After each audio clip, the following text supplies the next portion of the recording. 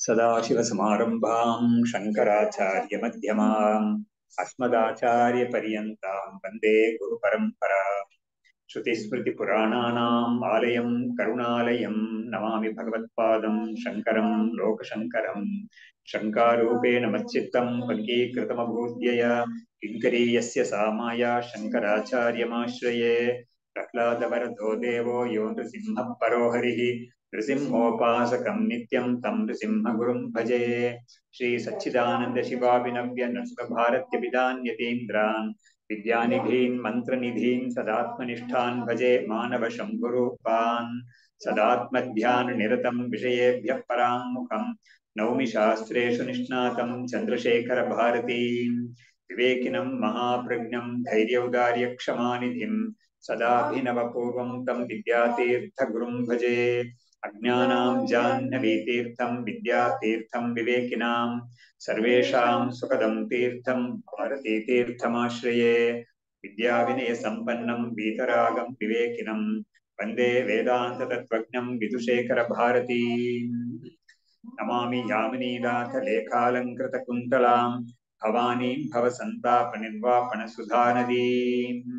नमः श्री शङ्करानन्द गुरुपादाम्बुजन्मने सविलास महामोहग्राहग्रासैककर्मणे तत्पादाम्बुरुहद्वन्द्वसेवा निर्मलचेतसां सुखबोधाय तत्त्वस्य विवेकोऽयं विधीयते। ಸೊ ಈ ಛಾಂದೋಗ್ಯ ಉಪನಿಷತ್ತಿನ 7ನೇ ಅಧ್ಯಾಯ ಅಂತ ಹೆಸರು ಇದಕ್ಕೆ.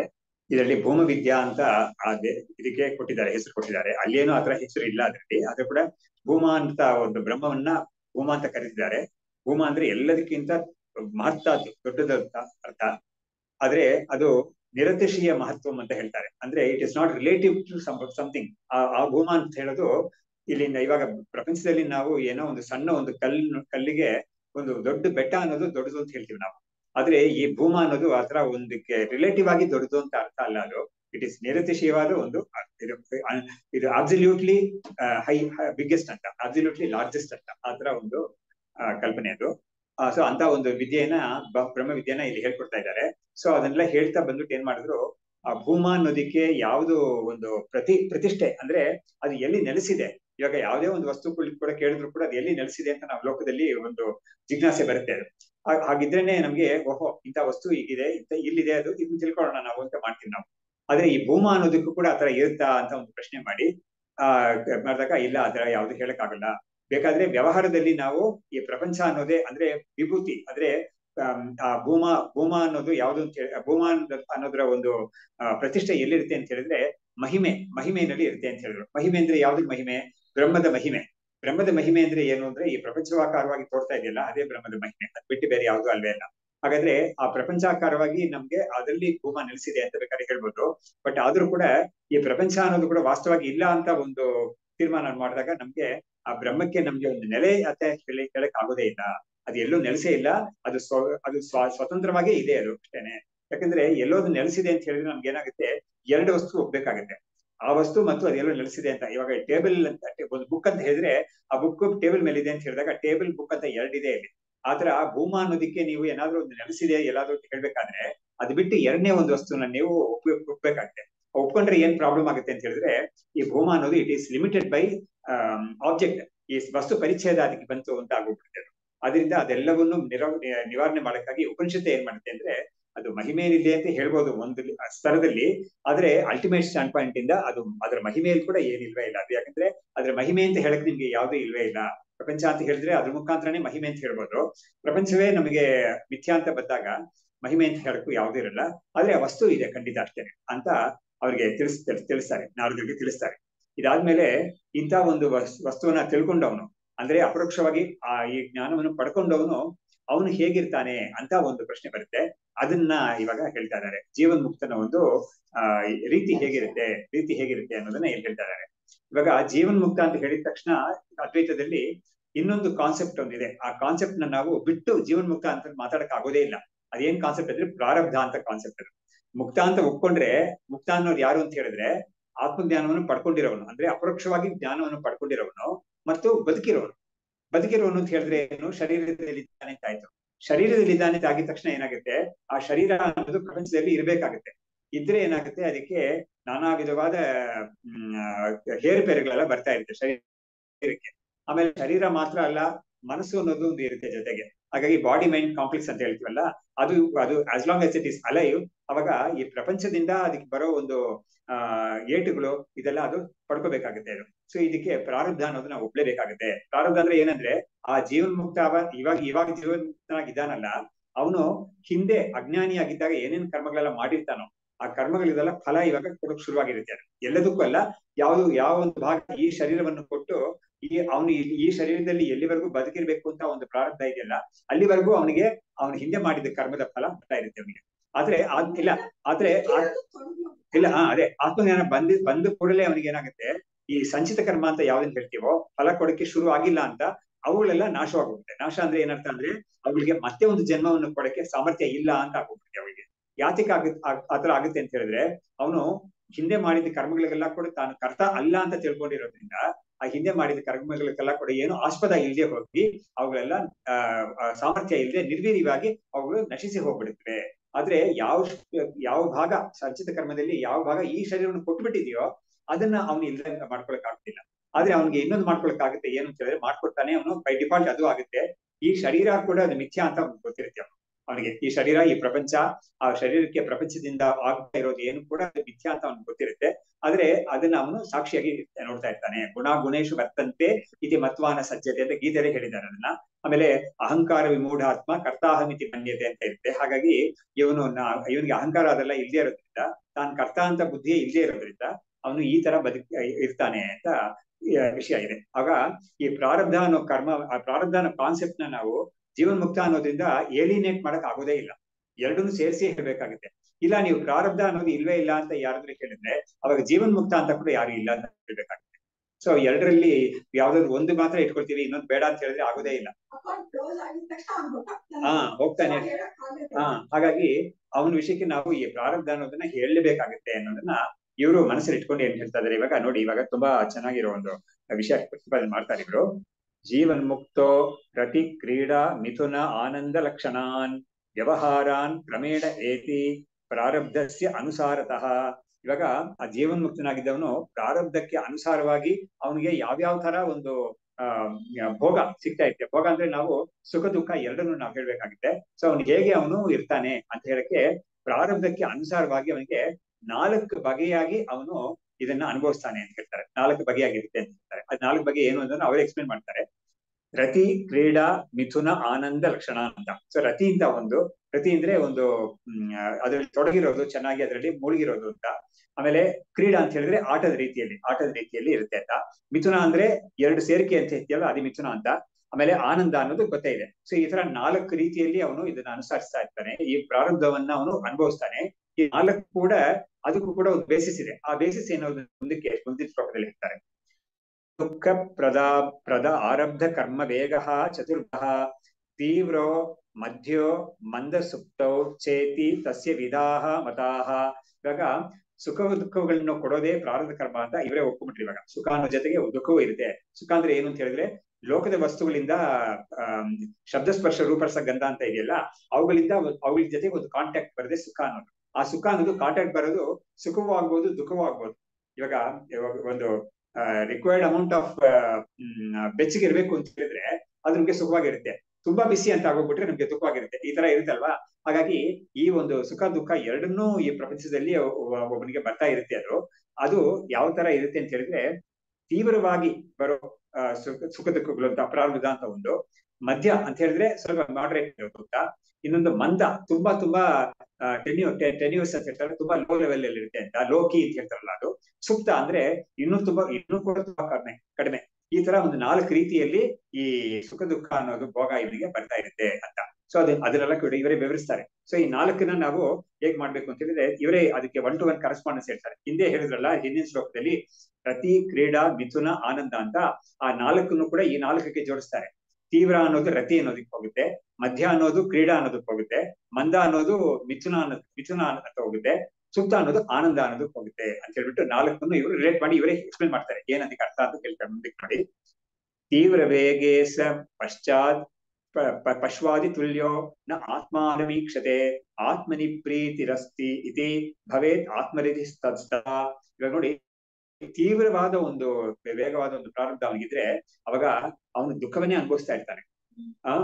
ನೋಡಿ, ಇವಾಗ ಒಂದ್ ರೀತಿಯಲ್ಲಿ ಏನ್ ಹೇಳ್ಬೋದು ಅಂತ ಹೇಳಿದ್ರೆ, ಇದನ್ನ ನಾವು ಹೇಳ್ತಾ ಇಲ್ಲ, ವಿದ್ವಾಂಸರೆಲ್ಲ ಕೂಡ ಹೇಳಿದ್ದಾರೆ ಅದನ್ನ.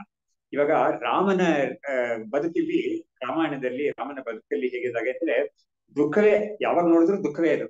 ಮತ್ತೆ ಮೇಲಕ್ ಮೇಲೆ ದುಃಖ. ವಾಲ್ಮೀಕಿ ರಾಮಾಯಣದಲ್ಲೇ ಬರುತ್ತೆ, ರಾಮ ಲಕ್ಷ್ಮಣ ಹತ್ರ ಹೇಳ್ತಾನೆ, ಏನಿದು ಅತ್ಯಂತ ಪಾಪಗಳು ನಾವೇನಾದ್ರು ಮಾಡಿದ್ರೆ ತಾನೇ ನಮ್ಗೆ ಈ ತರ ದುಃಖ ಬರೋದು, ಆತರ ನಾವ್ ಅನುಭವಿಸ್ತಾ ಇದ್ದೀವಿ ನೋಡಿ, ಇವಾಗ ನಮ್ಗೆ ದುಃಖದ ಮೇಲೆ ದುಃಖ ಬರ್ತಾ ಇದೆ ನೋಡು ನಮ್ಗೆ ಅಂತ ಹೇಳ್ಬಿಟ್ಟು ಅವನೇ ಪೇಚ್ ಹಾಕ್ಬಿಟ್ಟು ತುಂಬಾ ವ್ಯಥೆ ಪಡ್ತಾನೆ ಅವನು. ಹಾಗಾಗಿ ಮತ್ತೆ ಮತ್ತೆ ದುಃಖ ಬೀರ್ತಾ ಇದೆ ಅಂತ. ಇದು ತೀವ್ರ ವೇಗ ಅಂತ ಇದಕ್ಕೆ ಇವತ್ತು ಹೆಸರು ಕೊಡ್ತಾ ಇದ್ದಾರೆ ವಿದ್ಯಾರಣ್ಯರು. ತೀವ್ರ ವೇಗೇ ಸ ಪಶ್ವಾದಿ ತುಲ್ಯ ಅಂತ ಹೇಳಿದ್ರೆ ಏನು ಅಂದ್ರೆ, ಪಶು ಪಕ್ಷಿಗಳು ಅರ್ಥ ಅಂದ್ರೆ ಮೃಗಗಳು, ಅವುಗಳೆಲ್ಲ ಯಾವ ತರ ದುಃಖವನ್ನು ಅನುಭವಿಸಿದ್ರೋ ಅವನು ಅನುಭವಿಸ್ತಾ ಇರ್ತಾನೆ. ಜೀವನ್ ಮುಕ್ತ ನೋಡಿ, ಎಷ್ಟಕ್ಕೂ ಜ್ಞಾನಿಯಾಗಿರೋನು ಆದ್ರೆ ಆತರ ಅನುಭವಿಸ್ತಾ ಇರ್ತಾನೆ. ಅವನು ಪ್ರಾರಂಭ ಆತ ಇದ್ರೆ ಅವನೇನು ಮಾಡಕ್ ಆಗುದಿಲ್ಲ, ಆತರ ಅನುಭವಿಸ್ತಾ ಇರ್ತಾನೆ ಅವನು. ಅವಾಗ ಆತ್ಮಾನಂ ನ ಈಕ್ಷತೆ ಅಂದ್ರೆ ಆತ್ಮ ಸ್ವರೂಪದ ಒಂದು ಗಮನ ಅಷ್ಟೊಂದು ಜಾಸ್ತಿ ಕೊಡಕ್ ಆಗುದಿಲ್ಲ. ಇದಕ್ಕೆ ನೋಡಿ, ನಾವು ಜ್ಞಾನಿಗಳನ್ನ ನೋಡುವಾಗ ನಮ್ಗೆ ತಿಳಿದಿರೋರು, ನಮ್ಗೆ ಯಾವ ಗ್ರಂಥಗಳಿಂದ ಅಥವಾ ನಮ್ಗೆ ಯಾರಾದ್ರೂ ಹೇಳಿ ಮಹಾಪುರು ಹೇಳಿ ನಾವು ನೋಡಿರ್ತೀವಲ್ಲ, ಅಂತ ಜ್ಞಾನಿಗಳ ವಿಷಯದಲ್ಲೇ ಕೂಡ ನಾವು ಇದನ್ನ ನೋಡ್ಬೋದು, ಬೇಕಾದಷ್ಟು ನೋಡ್ಬೋದು. ಇವಾಗ ರಮಣ ಮಹರ್ಷಿಗಳು ನೋಡಿ, ಅವರು ತಿರುವಣ್ಣಾಮಲೆಗೆ ಬಂದ್ರು, ಅವ್ರು ಚಿಕ್ಕ ವಯಸ್ಸಿನಲ್ಲಿ ಅಲ್ಲಿಂದ ಮಧುರೆಯಿಂದ ಬಂದ್ಬಿಟ್ಟವ್ರು. ಅವ್ರಿಗೆ ಆ ಡೆತ್ ಎಕ್ಸ್ಪೀರಿಯನ್ಸ್ ಅಂತ ಒಂದಾಯ್ತಲ್ಲ, ಅದಾಗಿ ಬಂದವರು. ಬಂದ ಮೇಲೆ ಅವ್ರಿಗೆ ತುಂಬಾ ಜನ ಅವ್ರನ್ನ ಯಾರು ತಿಳ್ಕೊಳ್ಳಿಲ್ಲ, ಜನಗಳಿಗೆ ಅವ್ರ ಮೇಲೆ ಕಲ್ಲು ಹಾಕಿ ಹೊಡೆಯೋದು ಈ ತರ ಎಲ್ಲ ಮಾಡ್ತಾ ಇದ್ರು. ಆಮೇಲೆ ಅವ್ರು ಏನ್ ಮಾಡಿದ್ರು, ಒಂದ್ಸತಿ ಇದಕ್ಕೆ ಈ ತಿರುವಣ್ಣಾಮಲೆ ದೇವಸ್ಥಾನದಲ್ಲಿ ಒಂದು ಒಂದು ಸೆಲ್ಲಾರ್ ಅಂತ ಒಂದ್ ಇರುತ್ತೆ, ಅಲ್ಲಿ ಒಂದು ಅದಕ್ಕೆ ಪಾತಾಳ ಲಿಂಗಂ ಅಂತ ಹೇಳ್ತಾರೆ ಅದಕ್ಕೆ. ಅಲ್ಲಿ ಯಾರು ಹೋಗೋದೇ ಇಲ್ಲ, ಅದೇನು ಅಲ್ಲಿ ಪೂಜೆ ಗೀಜೆ ಎಲ್ಲ ಏನು ನಡೆಯೋದಿಲ್ಲ. ಅಲ್ಲಿ ಅದರ ಒಂದು ಪಾಳು ಬಿದ್ದ ಒಂದು ಜಾಗ ಇರುತ್ತೆ ಅದು. ಆ ಜಾಗದಲ್ಲಿ ಹೋಗಿ ಕೂತ್ಕೊಂಡವರು ಎಷ್ಟೋ ಮಂತ್ಸ್ ಟುಗೆದರ್ ಅವ್ರು ಇದ್ದಿದ್ದಾರೆ ಅಂತ ಹೇಳ್ತಾರೆ. ನಮ್ಗೆ ಎಕ್ಸಾಕ್ಟ್ ಆಗಿ ಗೊತ್ತಾಗ್ತಾ ಇಲ್ಲ, ಬಟ್ ಅದ್ರ ಬಗ್ಗೆ ವರ್ಣನೆ ಮಾಡ್ತಾರೆ. ಅವ್ರು ಹೇಗಿದ್ರು ಅಂತ ಹೇಳಿದ್ರೆ, ಅವ್ರಿಗೆ ಪ್ರಜ್ಞೆಯೇ ಇರ್ಲಿಲ್ಲ, ಬಾಹ್ಯ ಪ್ರಜ್ಞೆ ಇರ್ಲಿಲ್ಲ, ಶರೀರದ ಪ್ರಜ್ಞೆ ಇರ್ಲಿಲ್ಲ. ಅವ್ರಿಗೆ ಯಾವಾಗ ಈ ತರ ಒಬ್ರು ಇದ್ದಾರೆ ಅಂತ ಒಬ್ರು ನೋಡ್ಬಿಟ್ಟು ಆಮೇಲೆ ಏನ್ ಮಾಡ್ತಾ ಇದ್ರು, ಅಯ್ಯೋ ಇಂಥ ಒಬ್ರು ಇದ್ದಾರಲ್ಲ, ಇವ್ರನ್ನ ನಾವು ಹೇಗಾದ್ರೂ ಕಾಪಾಡ್ಬೇಕು ಅಂತ ಹೇಳ್ಬಿಟ್ಟು ಅವ್ರಿಗೆ ದೇವಸ್ಥಾನದಿಂದ ಅಲ್ಲಿ ಪೂಜೆ ಮಾಡಿದ್ದು, ಅಭಿಷೇಕ ಮಾಡಿದ್ದು ಅದೆಲ್ಲ ಸ್ವಲ್ಪ ಸಿಗುತ್ತಲ್ಲ, ಅದನ್ನ ಬಂದು ಇವ್ರ ಬಾಯಿ ತೆಗೆದು ಇವ್ರ ಬಾಯಿ ಸ್ವಲ್ಪ ಹಾಕ್ಬಿಟ್ಟು ಹೋಗೋರಂತೆ ಅವ್ರು. ಈ ತರ ಮಾಡಿ ಅವ್ರನ್ನ ಒಂದು ಬದುಕಿಸ್ಕೊಂಡು ಇದ್ದಿದ್ದಾರೆ ಒಬ್ರು. ಆಮೇಲೆ ಇವ್ರನ್ನ ಅಲ್ಲಿಂದ ಹೊರಗಡೆ ಎತ್ಕೊಂಡ್ ಬರ್ಬೇಕು ಅಂತ ನೋಡ್ದೆ, ಅವ್ರ ಮೈ ಇದೆಲ್ಲ ಕೆಳಗಡೆ ಈ ಪೃಷ್ಠಭಾಗ ಎಲ್ಲ ಭೂಮಿಗೆ ಅಂಟ್ಕೊಂಡ್ಬಿಟ್ಟಿದೆ. ಅದು ಯಾವ್ದಾವ್ದೋ ಹುಳುಗಳೆಲ್ಲ ಕಚ್ಚಿ ಗಿಚ್ಚಿ ಅಲ್ಲಿ ಗಾಯ ಎಲ್ಲ ಆಗಿ ಅಲ್ಲಿ ಕೀವೆಲ್ಲ ಕಟ್ಕೊಂಡು ರಕ್ತ ಎಲ್ಲ ಸೇರ್ಕೊಂಡು ಈ ತರ ಎಲ್ಲ ಆಗ್ಬಿಟ್ಟು, ಆದ್ರೆ ಅವ್ರಿಗೇನು ಗೊತ್ತಾಗ್ತಾನೆ ಇರ್ಲಿಲ್ಲ. ಆ ತರ ಒಂದು ಸ್ಥಿತಿಯಲ್ಲಿ ಅವ್ರು ಇದ್ದಿದ್ದಾರೆ. ಅದು ಹಾಗಾಗಿ ಅವರು ಆತ್ಮಾನಂದದಲ್ಲೇ ಇದ್ದಿದ್ದಾರೆ, ಈ ತರ ಶರೀರಕ್ಕೆ ಆದ್ರೂ ಕೂಡ ಅಂತ ಒಂದು ಪ್ರಾರಂಭ ಅವ್ರಿಗಿತ್ತು ಆ ಸಮಯದಲ್ಲಿ. ಆದ್ರೆ ಅವ್ರಿಗೇನೆ ನೋಡಿದ್ರೆ ಕೊನೆಯಲ್ಲಿ at the end of his life ಈ ಒಂದು ಕ್ಯಾನ್ಸರ್ ಅಂತ ಒಂದು ಬಂದು ಕೈಗೆ ತುಂಬಾ ವ್ಯಥೆನೂ ಕೊಟ್ಟಿದೆ ಅವರಿಗೆ. ಸೊ ಈ ತರ ಒಂದು ಪ್ರಾರಬ್ಧ ಅನ್ನೋದು ಮನುಷ್ಯನಿಗೆ ಯಾವ ರೀತಿಯಲ್ಲಿ ಕೂಡ ಬರ್ಬೋದು, ಯಾರು ಕೂಡ ಬರ್ಬೋದು, ಸಾಮಾನ್ಯ ಮನುಷ್ಯನಿಗೂ ಬರ್ಬೋದು, ಜ್ಞಾನಿಗೆ ಕೂಡ ಬರ್ಬೋದು ಅನ್ನೋದಕ್ಕೆ ನಾವು ಆ ಜೀವನ ಎಲ್ಲ ನೋಡಿದ್ರೆ ಗೊತ್ತಾಗ್ತದೆ. ಸೊ ಇಲ್ಲಿ ಹೇಳ್ತಾ ಇದ್ದಾರೆ ತೀವ್ರ ವೇಗೆ. ಯಾಕೆ ಹೇಳಿದೆ ಅಂದ್ರೆ, ಈ ತೀವ್ರ ಪ್ರಾರಬ್ಧ ಇದ್ದಾಗ ಅವನಿಗೆ ಆತ್ಮನಿಗೆ ಮನಸ್ಸು ಕೊಡಕ್ಕೆ ಅವನಿಗೆ ಸಾಧ್ಯವಾಗ್ತಾ ಇರೋಲ್ಲ. ಶರೀರದ ಅನುಭವ ಅವನಿಗೆ ತುಂಬಾ ಜಾಸ್ತಿ ತಟ್ತಾ ಇರುತ್ತೆ ಅವನಿಗೆ. ಇದಕ್ಕೆ ನಾವ್ ಏನ್ ಎಕ್ಸಾಂಪಲ್ ಕೊಡ್ಬೋದು ಅಂತ ಹೇಳಿದ್ರೆ, ಈ ಸ್ಲೀಪ್ ಅಂತ ಇದೆಯಲ್ಲ, ಈ ಸ್ಲೀಪ್ ಅನ್ನೋದು ಅದು ತುಂಬಾ ಡಿಫರೆಂಟ್ ಗ್ರೇಡ್. ಒಬ್ಬರ ಸ್ಲೀಪ್ಗೂ ಇನ್ನೊಬ್ಬರ ಸ್ಲೀಪ್ಗೂ ಕೂಡ ನಾವು ಅದನ್ನ ಕಂಡುಹಿಡಿಬಹುದು. ನೋಡಿ, ಕೆಲವರು ನಿದ್ದೆ ಮಾಡಕ್ಕೆ ಶುರು ಮಾಡ್ಬಿಟ್ರೆ ತುಂಬಾ ಬೇಗ ಅವರು ತುಂಬಾ ಡೀಪ್ ಸ್ಲೀಪ್ ಕೊಟ್ಟೋಗ್ತಾರೆ ಅವರು. ಆದ್ರೆ ಬೇರೆ ಕೆಲವ್ರಿಗೆ ಏನಾಗುತ್ತೆ ಅಂದ್ರೆ, ನಿದ್ದೆ ಮಾಡಕ್ಕೆ ಶುರು ಮಾಡಿ ಒಂದ್ 2-3 ಗಂಟೆ ಆಗುತ್ತೆ, ಆದ್ರೂ ಕೂಡ ಅವರಿಗೆ ಸ್ವಲ್ಪ ಏನಾದ್ರು ಹೊರಗಡೆ ಒಂದ್ ಶಬ್ದ ಬಂದ್ರು ಕೂಡ ಇವ್ರು ಎಚ್ಚರಕ್ಕೆ ಹೋಗ್ತಾರೆ. ಬೇರೆ ಇವನ್ ಏನ್ ಮಾಡ್ತಾನೆ, ಇವನಿಗೆ ಏನೇ ಒಂದ್ ದೊಡ್ಡ ಬಾಂಬ್ ಹಾಕಿ ಇವ್ ನಿದ್ದೆಯಿಂದ ಎಬ್ಸಕ್ಕೆ ಆಗಲ್ಲ, ಇವನ್ನ ಆತರ ನಿದ್ದೆ ಮಾಡ್ತಾ ಇರ್ತಾನೆ. ಇದು ಏನ್ ಕಾರಣ ಅಂತ ಹೇಳಿದ್ರೆ, ಅವನ ಒಂದು ಈ ಥ್ರೆಶೋಲ್ಡ್ ಆಫ್ ಇದು ಹೇಳ್ತಾರಲ್ಲ ವೇಕ್ಫುಲ್ನೆಸ್ ಅಂತ, ಅದು ತುಂಬಾ ಕಡಿಮೆ ಇರುತ್ತೆ ಅವನಿಗೆ. ಹಾಗಾಗಿ ಅವನಿಗೆ ತುಂಬಾ ಜಾಸ್ತಿ ಇರುತ್ತೆ ಅವನ ವಿಷಯದಲ್ಲಿ, ಇನ್ನೊಬ್ಬನ ವಿಷಯದಲ್ಲಿ ತುಂಬಾ ಕಡಿಮೆ ಇರುತ್ತೆ. ಹಾಗಾಗಿ ಸ್ವಲ್ಪ ಶಬ್ದ ಆದ್ರೂ ಕೂಡ ಒಬ್ಬನಿಗೆ ತುಂಬಾ ಬೇಗ ಎಚ್ಚರಿಸ್ಕೊಳ್ಬಿಡ್ತಾನೆ. ಇನ್ನೊಬ್ಬ ಎಷ್ಟೇ ಶಬ್ದ ಅವನ ಮನೆಯಲ್ಲಿ ಏನೇ ಗಲಾಟೆಗಳಾಗದೆ, ದೊಡ್ಡ ಸಾಮಾನ್ಯ ಅನ್ನೋದು ಕೆಳಗಡೆ ಬಿದ್ರು ಕೂಡ ಅವನ ಪಾಡಿಗೆ ಅವ್ನು ನಿದ್ದೆ ಮಾಡ್ತಾ ಇರ್ತಾನೆ. ಹಗಲುತ್ತೂ ಆಗುತ್ತೆ, ರಾತ್ರಿ ಹೊತ್ತು ಆಗುತ್ತೆ, ಈ ತರ ಇರ್ತಾರೆ ಕೆಲವರು. ಸೊ ಈ ತರ ಆಗೋ ತರನೇ ಇಲ್ಲೂ ಕೂಡ ಏನಾಗುತ್ತೆ, ಇವನ ಈ ವಿಷಯದಲ್ಲಿ ಅವನಿಗೆ ಮನಸ್ಸಿನ ಶರೀರಕ್ಕೆ ಕೊಡೋದು ಆತ್ಮನಿಗೆ ಕೊಡಕ್ಕೆ ಅಷ್ಟೊಂದು ಆಗ್ತಾ ಇರಲ್ಲ. ಯಾಕಂದ್ರೆ ಇದೇ ಅವನ ಪ್ರಾಣವನ್ನು ತಿಂತಾ ಇರುತ್ತೆ. ಈ ಒಂದು ಶರೀರದ ಬಾಧೆಗಳು ಇದೆಲ್ಲವೇ ಕೂಡ ಅವನ ಪ್ರಾಣ ತಿಂತಾ ಇರುತ್ತೆ.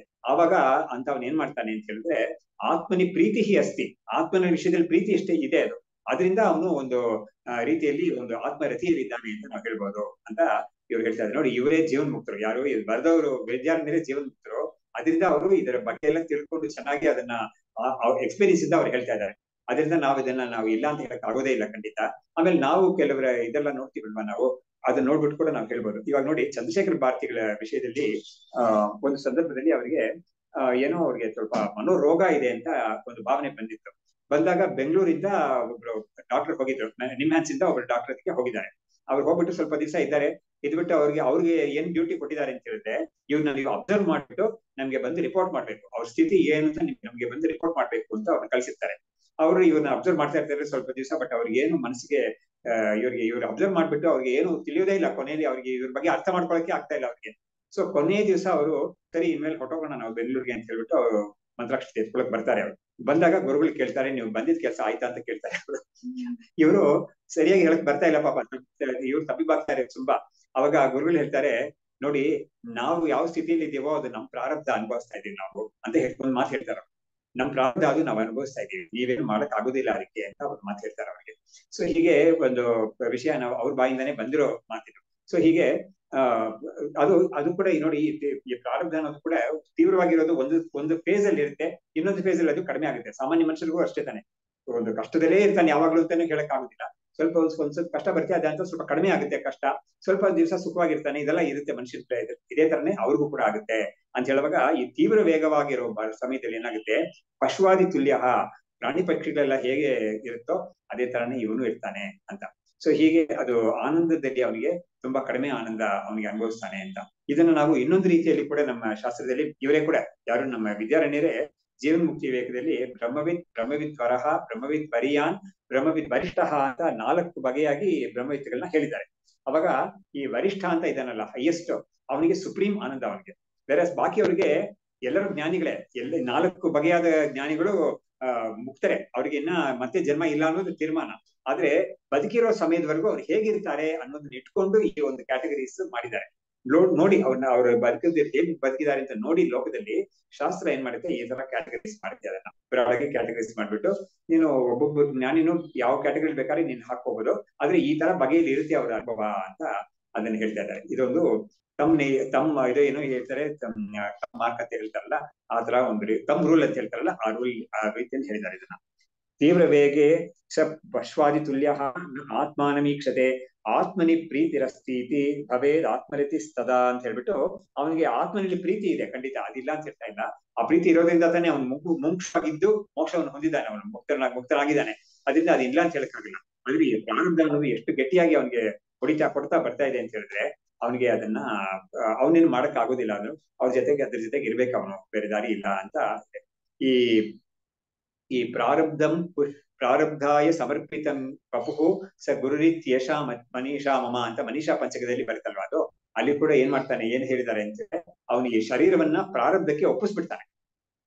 ನಂದಲ್ಲ ಇದು, ಪ್ರಾರಬ್ಧಕ್ಕೆ ಸೇರಿದ್ದು ಅಂತ ಒಪ್ಪಿಸ್ಬಿಡ್ತಾನೆ. ಯಾಕಂದ್ರೆ ಈ ಶರೀರವನ್ನು ಕೊಟ್ಟಿದ್ದೇ ಪ್ರಾರಬ್ಧ, ತಾನ್ ಶರೀರ ಅಲ್ಲ ಅಂತ ತಿಳ್ಕೊಂಡಿರ್ತಾನೆ ಖಂಡಿತ, ಅದರಲ್ಲಿ ಸಂಶಯವೇ ಇಲ್ಲ. ಆದ್ರೆ ಈ ಶರೀರವನ್ನ ಪ್ರಾರಬ್ಧಕ್ಕೆ ಒಪ್ಪಿಸಿರ್ತಾನೆ ಅವನು ಅಂತ. ಸೊ ಈ ತರ ಒಂದು ವಿಷಯವನ್ನ ಇವರು ಮೊದಲನೇ ಕ್ಯಾಟಗರಿ ಈ ತರ ಹೇಳಿದ್ರು. ಅಂದ್ರೆ ಏನಿದು, ತೀವ್ರವಾದ ಪ್ರಾರಬ್ಧ ಇರುತ್ತೆ. ಅವನು ಒಂದು ಜೀವನ್ ಮುಕ್ತಿಯಿಂದ ಹೇಗಿರುತ್ತೆ ಅಂತ ಹೇಳಿದ್ರೆ, ಅವನಿಗೆ ರತಿ ಅನ್ನೋ ಒಂದು ಸ್ತರದಲ್ಲಿ ಇರುತ್ತೆ ಅದು. ಇವಾಗ ನೆಕ್ಸ್ಟ್ ಹೇಳ್ತಾ ಇದಾರೆ, ಮಧ್ಯ ವೇಗೇತು ಭೋಗಾನಾಂ ಪ್ರಾಧಾನ್ಯಂ ಸತ್ ಯದಾ ತದಾ ಕೃತ್ವಾ ಅವಕಾಶಂ ಆತ್ಮಾನಂ ವದನ್ ಕ್ರೀಡತಿ ಬಾಲವತ್. ಇವಾಗ ಮಧ್ಯ ವೇಗ ಅಂತ ಹೇಳಿದ್ರೆ ಅಷ್ಟು ತೀವ್ರವಾಗಿಲ್ಲ ಈ ಪ್ರಾರಬ್ಧ ಅನ್ನೋದು, ಅದು ಸ್ವಲ್ಪ ಒಂದು ಮಾಡರೇಟ್ ಲೆವೆಲ್ ಇದೆ. ಅಂತ ಸಮಯದಲ್ಲಿ ಅವನ್ ಏನ್ ಮಾಡ್ತಾನೆ ಅಂತ ಹೇಳಿದ್ರೆ, ಅವನು ಈ ಆತ್ಮಸ್ವರೂಪ ಒಂದ್ ಸ್ವಲ್ಪ ಅವಕಾಶ ತಗೊಳ್ತಾನೆ. ಅವನು ಒಂದು ಆತ್ಮಸ್ವರೂಪದ ಬಗ್ಗೆ ಗಮನವನ್ನು ಕೊಡಕ್ಕೆ ಅವಕಾಶ ತಗೊಳ್ತಾನೆ, ಅದ್ರ ಬಗ್ಗೆ ಇನ್ನೊಬ್ಬರಿಗೆ ಹೇಳಕ್ ಸ್ವಲ್ಪ ಅವಕಾಶ ತಗೊಳ್ತಾನೆ. ಅವನು ಈ ತರ ಇದ್ದು ಅವನಿಗೆ ಸಂತೋಷ ಬರುತ್ತೆ. ಇದರಿಂದ ಆತ್ಮ ವಿಷಯದಲ್ಲಿ ಅವನು ಒಂದು ಕ್ರೀಡೆ ಇರುತ್ತೆ ಅವನಿಗೆ, ಬಾಲವತ್ತು ಅಂತ ಹೇಳ್ತಾರೆ. ಮಕ್ಕಳೆಲ್ಲ ಹೇಗೆ ಒಂದು ಯಾವುದೇ ಒಂದು ಚಿಂತೆ ಇಲ್ಲ ಮಕ್ಕಳಿಗೆ ಅಲ್ವಾ, ಮಕ್ಕಳಿಗೆ ಚಿಂತೆ ಇರಲ್ಲ, ಆಟದಲ್ಲಿ ಅವರು ತೊಡಗ್ತಾ ಇರುತ್ತೆ. ಅದು ತಂದೆ ತಾಯಿಗಳಿಗೆ ಎಷ್ಟೋ ಸಾಲಾಗೆಲ್ಲ ಇದ್ರು ಕೂಡ ಮಕ್ಕಳಿಗೆ ತಟ್ಟಲ್ಲ, ಅಷ್ಟು ಚಿಕ್ಕವಾಗ ಮಕ್ಕಳಿಗೆ. ಸೊ ಹಾಗಾಗಿ ಸ್ವಲ್ಪ ಬೆಳೆದಿದ್ದಾರೆ ಅಂದ್ರೆ ಅವ್ರಿಗೆ ತಟ್ಟುತ್ತೆ ಅದು. ಬಟ್ ತುಂಬಾ ಸಣ್ಣ ಮಕ್ಕಳಿಗೆ ಅದೇನ್ ತಟ್ಟೋದೆಲ್ಲ ಗೊತ್ತೇ ಆಗಲ್ಲ ಅವ್ರಿಗೆ. ಅದೇ ತರ ತಂದೆಗೋ ತಾಯಿಗೋ ಏನೋ ರೋಗ ಇದ್ರು ಕೂಡ, ತುಂಬಾ ದೊಡ್ಡ ರೋಗ ಏನಾದ್ರು ಇದ್ರು ಕೂಡ ಮಕ್ಕಳಿಗೆ ಅದು ಗೊತ್ತಾಗಲ್ಲ. ಅವುಗಳು ಪಾಡುತ್ತೆ, ಆನಂದವಾಗಿರುತ್ತೆ, ಆಟ ಆಡ್ತಾ ಇರ್ತವೆ, ಎಲ್ಲ ಮಾಡಿದ್ವಿ. ಆತರ ಇವನು ಕೂಡ ಈ ಮಧ್ಯವೇಗ ಅಂತ ಇದೆಯಲ್ಲ ಪ್ರಾರಬ್ಧ, ಆ ಸಮಯದಲ್ಲಿ ಇವನು ಅದ್ ಸ್ವಲ್ಪ ಅವಕಾಶ ತಗೊಂಡು ಆತ್ಮನ ಬಗ್ಗೆ ಚಿಂತನೆ ಮಾಡ್ತಾನೆ, ಅಥವಾ ಅದ್ರ ಬಗ್ಗೆ ಅವನು ಆ ಆನಂದದಲ್ಲಿ ಇರಕ್ ನೋಡ್ತಾನೆ, ಅಥವಾ ಬಾಕಿಯವ್ರಿಗೆ ಅದನ್ನ ಹೇಳ್ಕೊಂಡು ಸ್ವಲ್ಪ ಆನಂದ ಪಡ್ಕೊಳ್ತಾನೆ ಅಂತ ಹೇಳ್ಬಿಟ್ಟು, ಹಿಂದಿನ ಕೇಸ್ಗಿಂತ ಸ್ವಲ್ಪ ಆನಂದ ಜಾಸ್ತಿ ಅಂತ ನಾವು ಹೇಳ್ಬೋದು. ಸೊ ಇದ್ರೆಲ್ಲಾದ್ರೂ ಗ್ರೇಡೇಷನ್ ಆಫ್ ಆನಂದ ಸ್ವಲ್ಪ ಜಾಸ್ತಿ ಇದೆ ಅಂತ ಹೇಳ್ಬೋದು. ಇವಾಗ ಮುಂದಿನ ಹೇಳ್ತಾ ಇದ್ದಾರೆ, ಮಂದವೇಗೆ ತಿರಸ್ಕೃತ್ಯ ಭೋಗಾನ್ ಪ್ರಾಯೇಣ ಚಿಂತಯನ್ ಧಿಯಾ ಆತ್ಮಾನಂ ದ್ವಂದ್ವ ಸುಖಂ ಪ್ರಾಪ್ನೋತಿ ಮಿಥುನೆ ಯಥಾ ಅಂತ ಹೇಳ್ಬಿಟ್ಟು ಈ ಕೇಸಲ್ಲಿ ಏನಾಗುತ್ತೆ ಅಂದ್ರೆ ಮಂದವೇಗ ತುಂಬಾ ತುಂಬಾ ತುಂಬಾ ಕಡಿಮೆ, ಇದು ಪ್ರಾರಂಭ ಹೊಡೆತ ತುಂಬಾ ಕಡಿಮೆ ಇದೆ.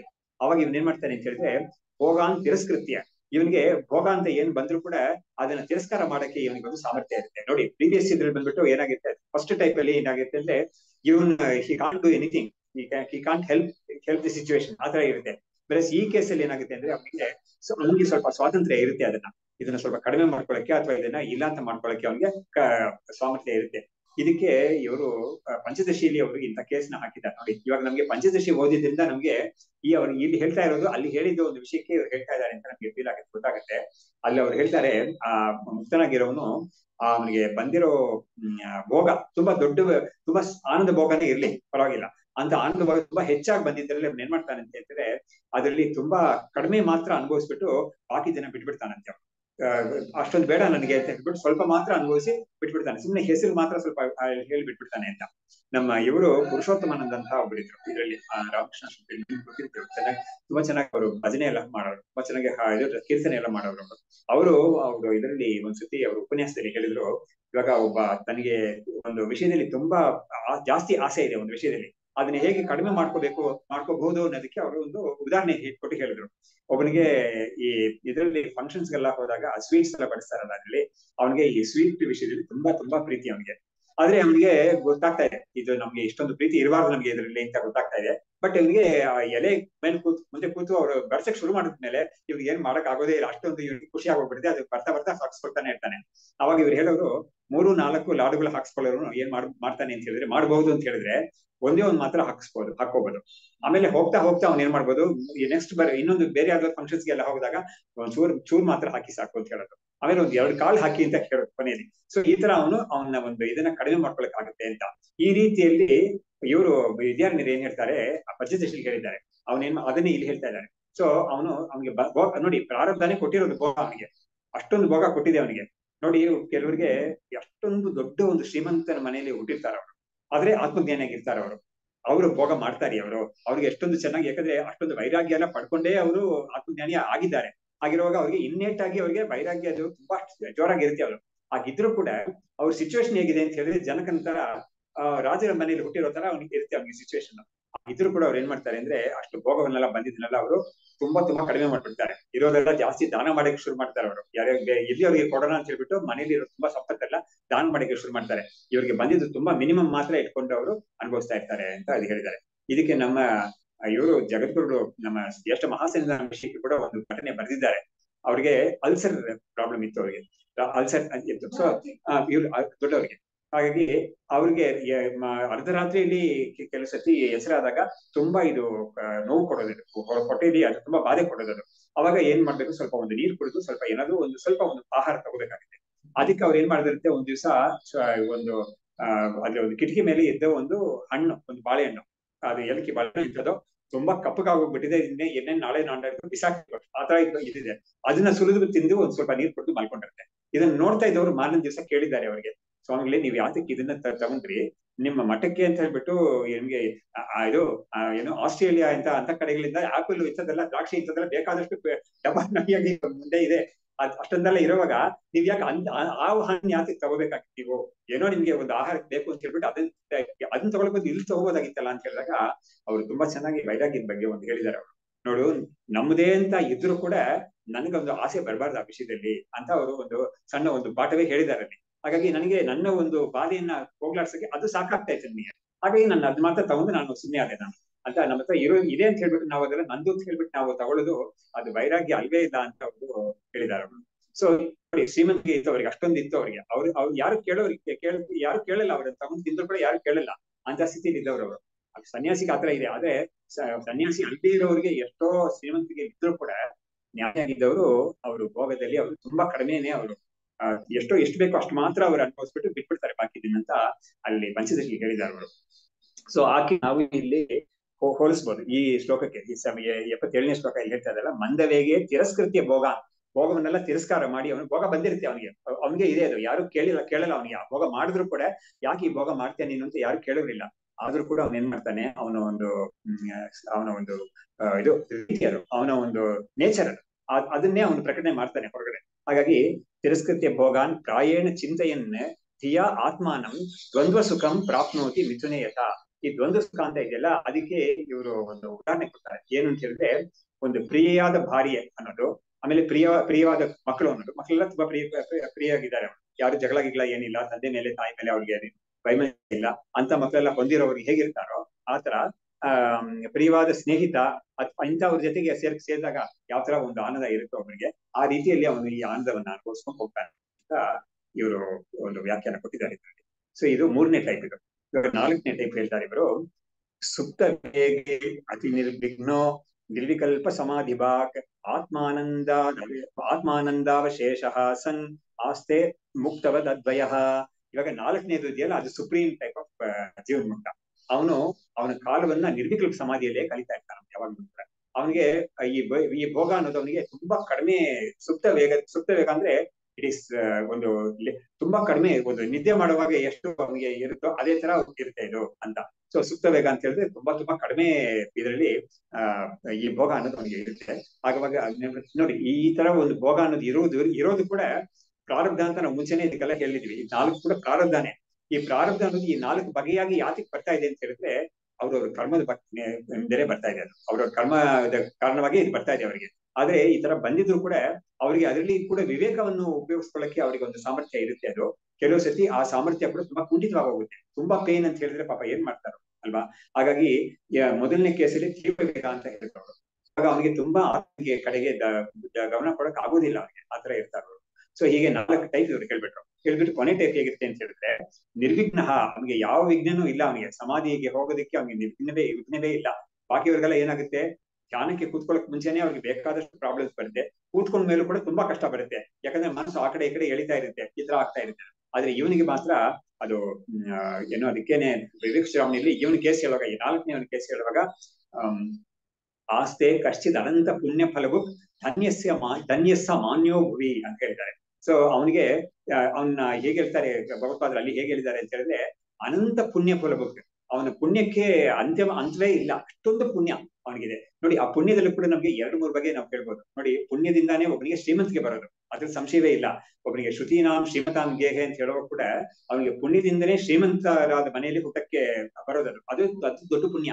ಬಟ್ ಅದಕ್ಕಿಂತ ದೊಡ್ಡ ಪುಣ್ಯ ಯಾವ್ದು ಅಂತ ಹೇಳಿದ್ರೆ, ಆ ಶ್ರೀಮಂತಿಗೆ ಇದ್ದಾಗ ಕೂಡ ಅದನ್ನು ಕೂಡ ನನಗೆ ಬೇಡ ಅಂತ ಹೇಳ್ಬಿಟ್ಟು ಅವನು ಈ ಒಂದು ಇದರಲ್ಲಿ ವಿಷಯದಲ್ಲಿ ಆತ್ಮಾನಂದದಲ್ಲಿ ಇರ್ಬೇಕು ಅನ್ನೋದು, ಅದು ಇನ್ನೂ ಜಾಸ್ತಿ ಪುಣ್ಯ ಅವನಿಗೆ. ಹಾಗಾಗಿ ಅಂತ ಒಂದು ಪುಣ್ಯ ನೋಡಿ, ಆ ಮೊದಲನೇ ಹೇಳಿದ ಪುಣ್ಯದಲ್ಲಿ ಆ ಸತ್ವ ಇರ್ಬೇಕು ಅಂತ ತುಂಬಾ ಹೇಳಿದ್ದಾರೆ. ಆ ಸತ್ವೇ ಪುಣ್ಯ ಅಂತ ಜಾಸ್ತಿ ಹೇಳಿದ್ದಾರೆ. ಬಟ್ ಆ ಸತ್ವದ ಜೊತೆಗೆ ತುಂಬಾ ರಜಸ್ಸು ಜಾಸ್ತಿ ಇರುತ್ತೆ ಅದರಲ್ಲಿ. ಅವಾಗಲೇ ಅವನಿಗೆ ಭೋಗ ತುಂಬಾ ಇರುತ್ತೆ ಅದರಲ್ಲಿ. ಆದ್ರೆ ಇವನಿಗೆ ಆ ಸತ್ವೊಂದು ಟಾಪ್ ಇರೋದ್ರಿಂದ ಇವನಿಗೆ ನಿರ್ವಿಕಲ್ಪ ಸಮಾಧಿಯಲ್ಲಿ ಇರಕ್ಕೆ ಇವನಿಗೆ ಯಾವುದೇ ಒಂದು ಅಡ್ಡಿನೂ ಇರೋದೇ ಇಲ್ಲ ಇವನಿಗೆ ಅಂತ ಟೈಪ್ ಆಗು ಇರ್ತಾನೆ ಇವನು. ಅವನಿಗೆ ಆ ಸಮಾಧಿಗೆ ಹೋಗಕ್ಕೆ ಅವನಿಗೆ ಅಡ್ಡಿನೂ ಇರೋದಿಲ್ಲ. ಭಗವಂತ ಅವನಿಗೆ ಬೇಕಾದಷ್ಟು ಅನುಗ್ರಹ ಮಾಡ್ತಾನೆ. ಇದನ್ನ ಪಂಚದಶಿಯಲ್ಲಿ ಅವ್ರು ಹೇಗೆ ಹೇಳಿದ್ದಾರೆ ಅಂದ್ರೆ, ಧರ್ಮ ಮೇಘ ಅಂತ ಹೇಳಿದ್ದಾರೆ ಅವರು. ಯೋಗಶಾಸ್ತ್ರದಲ್ಲಿ ಬರುತ್ತೆ ಇದು ಧರ್ಮ ಮೇಘ ಅಂತ. ಇವಾಗ ಮೇಘ ಅನ್ನೋದು ಮಳೆ ಸುರಿಸುತ್ತೆ, ಇದು ಇವನಿಗೆ ಧರ್ಮ ಮೇಘ ಅಂತ. ಇವನಿಗೆ ಯಾವಾಗ್ಲೂ ಕೂಡ ಈ ಒಂದು ಪುಣ್ಯವನ್ನೇ ಅವನ ಮೇಲೆ ಸುರಿಸ್ತಾ ಇರುತ್ತೆ ಅಂತ ಒಂದು ಪ್ರಾರಬ್ಧ ಅಂತ. ಅಷ್ಟು ಅದ್ಭುತವಾದ ಪ್ರಾರಬ್ಧ ಇವರು. ನೋಡಿ, ಎಲ್ಲದಕ್ಕೂ ಕೂಡ ನಮ್ಗೆ ಇವ್ರನ್ನೆಲ್ಲ ನೋಡ್ಬಿಟ್ಟು ನಮ್ಗೆ ಅದ್ಭುತವಾಗಿದೆ ಅಂತ ನಾವು ಹೇಳಿದ್ರು ಕೂಡ ಇವ್ರು ಅದಕ್ಕೆ ಏನೋ ಮಾಡಿದ್ದಾರೆ ಹಿಂದೆ, ಅದರಿಂದಾನೇ ಇವ್ರಿಗೆ ಇದು ಸಿಕ್ಕಿದೆ. ಎಲ್ಲದಕ್ಕೂ ಕೂಡ ಒಂದು ಕಾರ್ಯಕಾರಣ ಅಂತ ಇದೆಯಲ್ಲ. ಸೊ ಕಾಸ್ ಇಲ್ಲದೆ ಎಫೆಕ್ಟ್ ಇರೋದೇ ಇಲ್ಲ ಖಂಡಿತ. ಸೊ ಇದನ್ನ ನೋಡ್ಬಿಟ್ಟು ಕೂಡ ಯಾರು ಬೇಕಾದ್ರೂ ತೀರ್ಮಾನ ಮಾಡ್ಕೋಬಹುದು. ನೋಡು, ಅವ್ನು ಮಾಡಿದ್ರಿಂದಾನೇ ಅವ್ನಿಗೆ ಬರ್ತಾ ಇದೆ, ಮಾಡದೇ ಇರೋದು ಏನೋ ಬರೋದಿಲ್ಲ.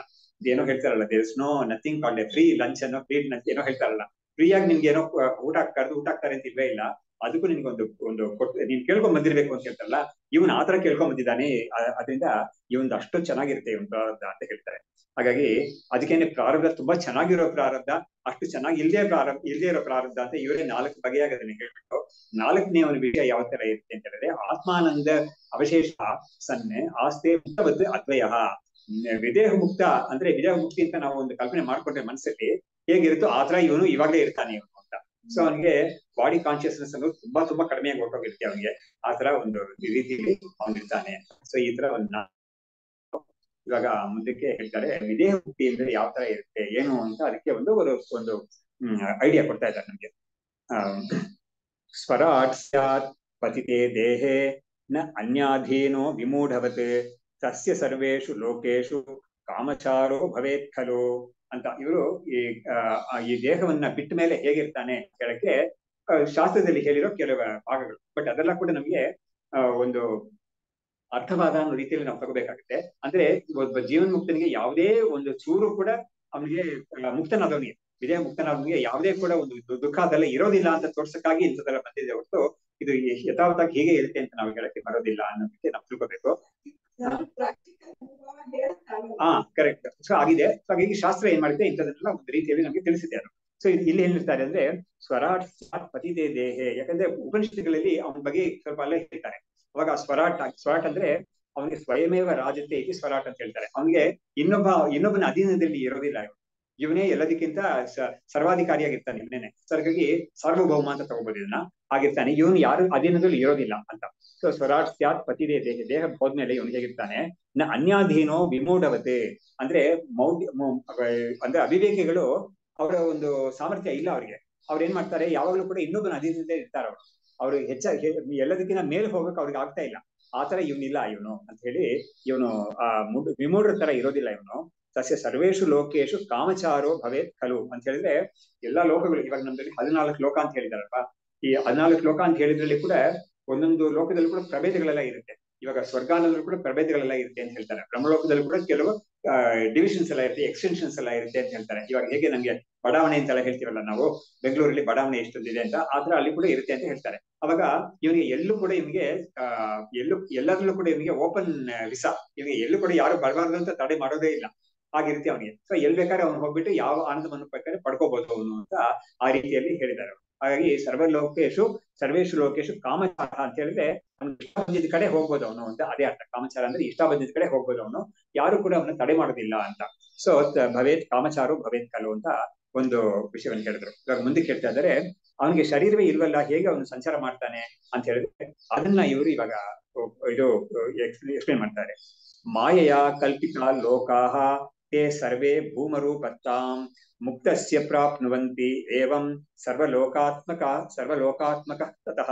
ಇವಾಗ ಇದಕ್ಕೆ ನೋಡಿ, ಇದು ತುಂಬಾ ರ್ಯಾಷನಲ್ ಆಗಿ ಕೊಟ್ಟಿರೋ ಮೀನಿಂಗ್ ಇದು ರಿಪ್ಲೈ. ಇದು ಮೊದಲು ಹೇಳಿದ್ದು ನಮ್ಗೆ ಅಷ್ಟೊಂದು ರ್ಯಾಷನಲ್ ಆಗಿ ಅನ್ಸೋದಿಲ್ಲ ನಮ್ಗೆ. ಏನಪ್ಪಾ ಇವನು ಮುಕ್ತನಾಗಿದ್ದಾನೆ, ಇವಾಗ ವಿದೇಹ ಮುಕ್ತನಾಗಿದ್ದಾನೆ, ಶರೀರ ಬಿಟ್ಟಿದ್ದಾನೆ ಅವನು ಅಂತ, ಅವನಿಗೆ ಎಲ್ಲಾ ಕಡೆನೂ ಅವನು ತಿರುಗಾಡ್ತಾ ಇರ್ತಾನೆ ಅಂತ ಹೇಳಿದ್ರೆ ಹೇಗೆ ಅದನ್ನ ನಾವು ನಂಬೋದು ಒಪ್ಪೋದು ಅಂತ ಕೇಳಿದ್ರೆ ಅದಕ್ಕೆ ಇವರು ಒಂದು ರ್ಯಾಷನಲ್ ಆಗಿ ಒಂದು ರಿಪ್ಲೈ ಕೊಡ್ತಾ ಇದ್ದಾರೆ. ಇದು ಹೇಗೆ ತಿಳ್ಕೋಬೇಕು ಅಂತ ಹೇಳಿದ್ರೆ ನೋಡಿ, ಉಪನಿಷತ್ತಲ್ಲಿ ಹೇಳಿರೋ ಮಾತನ್ನ ಅವ್ರು ಹೇಳಿದ್ಮೇಲೆ ಅದಕ್ಕೆ ನಾವು ರ್ಯಾಷನಲ್ ಆಗಿ ಯುಕ್ತಿಪುರಸ್ಸರವಾಗಿ ಒಂದು ಎಕ್ಸ್ಪ್ಲನೇಷನ್ ಕೊಡ್ಬೇಕು, ಸ್ಪೆಸಿಫಿಕೇಶನ್ ಕೊಡ್ಬೇಕು ಅವನಿಗೆ ಅಂತ ಹೇಳ್ಬಿಟ್ಟು ಯಾವ್ದಕ್ಕೆ ಹೇಳ್ತಾ ಇದ್ದಾರೆ. ನೋಡು, ಈ ಪ್ರಪಂಚ ಅನ್ನೋದು ಪೂರ್ತಿ ಕೂಡ ಈ ಭೂಮ ಅಂತ ಯಾವ ಒಂದು ಇದೆಯೋ ಅದರಲ್ಲಿ ಕಲ್ಪಿತವಾದ ಪ್ರಪಂಚ ಇದು. ಸೊ ಈ ಕಲ್ಪಿತವಾದ ಪ್ರಪಂಚದಲ್ಲಿ ಅವನು ಎಲ್ಲ ಕಡೆನೂ ಓಡಾಡ್ತಾ ಇರ್ತಾನೆ ಅಂತ ಹೇಳಿದಾಗ, ಕಲ್ಪಿತವಾದ ಶರೀರವಿಟ್ಕೊಂಡು ಕಲ್ಪಿತವಾದ ಶರೀರ ಪ್ರಪಂಚದಲ್ಲಿ ಓಡಾಡ್ತಾ ಇದ್ದಾನೆ ಅಂತ ಏನ್ ಅರ್ಥ ಅಂತ ಹೇಳಿದ್ರೆ, ಈ ಕಲ್ಪಿತವಾದ ಪ್ರಪಂಚ ಎಲ್ಲ ಅವನಲ್ಲಿ ಕಲ್ಪಿತವಾಗಿದೆ ಅಂತ ಇಟ್ಕೊಂಡ್ರೆ ಅವನಿಗೆ ಎಲ್ಲಾ ಕಡೆನೂ ಎಂಟ್ರಿ ಇದೆ ಅಂತ ನಾವು ಹೇಳ್ಬೋದಲ್ವಾ. ಹಾಗಾಗಿ ಆ ರೀತಿಯಲ್ಲಿ ಅವನು ಇದನ್ನ ನಾವು ಉಪಪತ್ತಿ ಮಾಡ್ಬೋದು ಅಂತ ಹೇಳ್ತಿದ್ದಾರೆ. ಮುಕ್ತಸ್ಯ ಪ್ರಾಪ್ನುವಂತಿ ಏವಂ ಸರ್ವಲೋಕಾತ್ಮಕ ತತಃ. ಅದರಿಂದ ಇವನೇನಾಗ್ತಾನೆ, ಎಲ್ಲಾ ಲೋಕಕ್ಕೂ ನಾನೇ ಅಧಿಪತಿ ಅಂತ ಇವನಿಗೆ ಹೇಳಕ್ ಆಗುತ್ತೆ ಅದು. ಹಾಗಾಗಿ ಇವನಿಗೆ ಆತ್ಮಸ್ವರೂಪ ನೋಡಿ, ಇದನ್ನ ಕೂಡ ನಾವು ಯಾವಾನರ್ಥ ಉದಪಾನೆ ಸರ್ವತ ಸಂಪ್ರದೋದಕ್ಕೆ ಅಂತ ಗೀತೆ ಹೇಳಿಸ್ಬೇಕಾಗಿಲ್ಲ. ಅವನಿಗೆ ಸಣ್ಣ ಒಂದು ಸ್ನಾನಕ್ಕೆ ಒಂದ್ ಕಡೆ ಹೋಗ್ಬೇಕಾಗುತ್ತೆ, ಆಮೇಲೆ ನೀರು ಅಡಿಗೆ ನೀರು ತಗೊಳಕ್ಕೆ ಇನ್ನೊಂದ್ ಕಡೆ ಹೋಗ್ಬೇಕಾಗುತ್ತೆ ಅಂತ ಅವನು ಎಲ್ಲದರಲ್ಲೂ ಇರೋ ಪ್ರಯೋಜನ ಅಲ್ಲ. ಅವನಿಗೇನೆ ಒಂದು ದೊಡ್ಡ ನೀರಿನ ರಾಶಿ ಅವನಿಗೆ ಸಿಕ್ಕಿದ್ರೆ ಹೇಗೆ ಎಲ್ಲವೂ ಕೂಡ ಅಲ್ಲೇ ಅಂತರ್ಗತವಾಗಿರುತ್ತೋ ಆ ತರ ರೀತಿಯಲ್ಲಿ ಇಲ್ಲೂ ಕೂಡ ಆಗುತ್ತೆ ಅಂತ ಇವರು ಕೇಳೋರು. ಹಾಗಾಗಿ ಇಡೀ ಎಲ್ಲಾ ಲೋಕಗಳು ಕೂಡ ಇವನಲ್ಲೇ ಕಲ್ಪಿತವಾಗಿರೋದ್ರಿಂದ ಇವನೇ ಅದಕ್ಕೆಲ್ಲದಕ್ಕೂ ಅಧಿಪತಿ ಅಂತ ಹೇಳ್ಕೊಳ್ಳೋಕೆ ಏನು ತಪ್ಪಿಲ್ಲ ಅದರಲ್ಲಿ ಅಂತ ಆ ರೀತಿಯಲ್ಲಿ ನಾವು ಇದನ್ನ ಅರ್ಥ ಮಾಡ್ಕೋಬೇಕು ಅಂತ ಹೇಳ್ತಾರೆ. ಮುಕ್ತಸ್ಯ ಪ್ರಾಪ್ನುವಂತಿ ಏವಂ ಸರ್ವಲೋಕಾತ್ಮಕ ತತಃ. ಅದಕ್ಕೆ ಇವನು ಎಲ್ಲ ಲೋಕಕ್ಕೂ ಇವನೇ ಅಧಿಪತಿ ಅಂತ ಹೇಳೋದ್ರಲ್ಲಿ ಏನು ತಪ್ಪಿಲ್ಲ ಅದರಲ್ಲಿ ಅಂತ. ಕಾಮಚಾರೋ ಅತಿ ವಿಶ್ರಂಭ ಪ್ರತಿಬಂಧ ವಿವರ್ಜಿತ ಸರ್ವಸ್ಯ ಸ್ವಸ್ವರೂಪೇಸ್ತಿ ಪ್ರತಿಷೇಧೋ ನ ಕೋಪಿಹಿ ಅಂತ ಹೇಳ್ಬಿಟ್ಟು ಇವನು ಬೇರೆ, ಆ ಲೋಕಗಳೆಲ್ಲ ಬೇರೆ, ಅದರಲ್ಲಿ ಇವನು ಸಂಚರಿಸ್ತಾ ಇರ್ತಾನೆ ಅಂತ ಹೇಳಿದ್ರೆ ಅದಕ್ಕೆ ಅರ್ಥನೇ ಇರಲ್ಲ. ಯಾಕಂದ್ರೆ ಇವನ್ ಬೇರೆ ದ್ವೈತ ಇರುತ್ತೆ ಅಲ್ಲ. ಹಾಗಾಗಿ ಇವನ್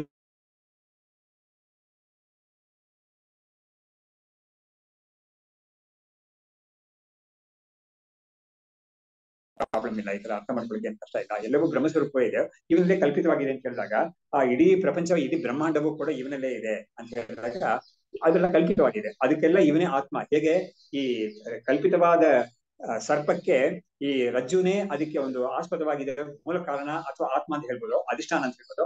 ಆ ರೀತಿಯಲ್ಲಿ ಇವನೇ ಎಲ್ಲದಕ್ಕೂ ಅಧಿಷ್ಠಾನವಾಗಿರ್ತಾನೆ ಅಂತ ಈ ಶ್ಲೋಕಕ್ಕೆ ಈ ತರ ಅರ್ಥ ಕೊಟ್ಟಿದ್ದಾರೆ. ಆಮೇಲೆ ಭೂಮಾತ್ಮಾನಂ ನ ಜಾನಾತಿ ಮೂಢಃ ಕಿಂತು ಅನ್ಯಥಾ ಈಕ್ಷತೆ ಜೀವೋಹಂ ಈಶ್ವರಾಧೀನಃ ಧರ್ಮಾಧರ್ಮಯುತ ಇತಿ ಅಂತ. ಇವಾಗ ನೋಡಿ, ಇವನಿಗೂ ಅಜ್ಞಾನಿಗಳಿಗೂ ಏನ್ ವ್ಯತ್ಯಾಸ ಅಂತ ಹೇಳಿದ್ರೆ, ಆ ಭೂಮ ಸ್ವರೂಪ ಅಂತ ಯಾವ ಬ್ರಹ್ಮ ಸ್ವರೂಪ ಇದೆಯಲ್ಲೋ ಅದನ್ನ ತಾನು ಅಂತ ತಿಳ್ಕೊಂಡಿದ್ದಾನೆ. ಅಜ್ಞಾನಿಗಳು ಏನ್ ಮಾಡಿದ್ದಾರೆ, ಶರೀರಾದಿಗಳನ್ನ ತಾನು ಅಂತ ತಿಳ್ಕೊಂಡಿದ್ದಾರೆ. ಸೊ ಈ ತರ ಇಬ್ರಿಗೂ ಆ ತರ ಒಂದು ದೊಡ್ಡ ಮಹತ್ವ ವ್ಯತ್ಯಾಸ ಇದೆ.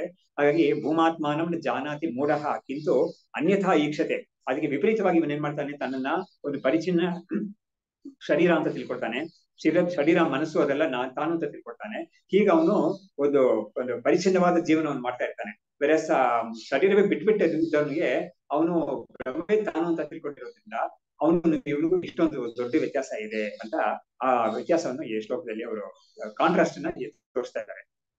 ತಸ್ಯ ಈಶ್ವರೋ ಭವೇದ್ ರಾಜ ಲೋಕ ಕರ್ಮಾರ್ಜಿತ ಕ್ಷಯಿ ಕಾಮಚಾರಸ್ತು ಲೋಕೇಶು ಸರ್ವಥಾಸ್ಯ ನ ಸಂಭವೇತ್. ಹಾಗಾಗಿ ಈ ಅಜ್ಞಾನಿ ಆಗಿರೋನಿಗೆ, ಅಂದ್ರೆ ಸಂಸಾರಿಯಾಗಿರೋನಿಗೆ ಈಶ್ವರ ಭವೇತ್ ರಾಜ ಅಂದ್ರೆ ಇವನಿಗೆ ಮೇಲೆ ಪರಮಾತ್ಮ ಇದ್ದಾನೆ, ಈಶ್ವರ ಅಂತ ಇದ್ದಾನೆ. ಯಾತಕ ಈಶ್ವರ ಅಂತ ಒಪ್ಬೇಕಾಗುತ್ತೆ ಅಂತ ಹೇಳಿದ್ರೆ, ಇವನು ಅವನ ಅಧೀನದಲ್ಲಿದ್ದಾನೆ.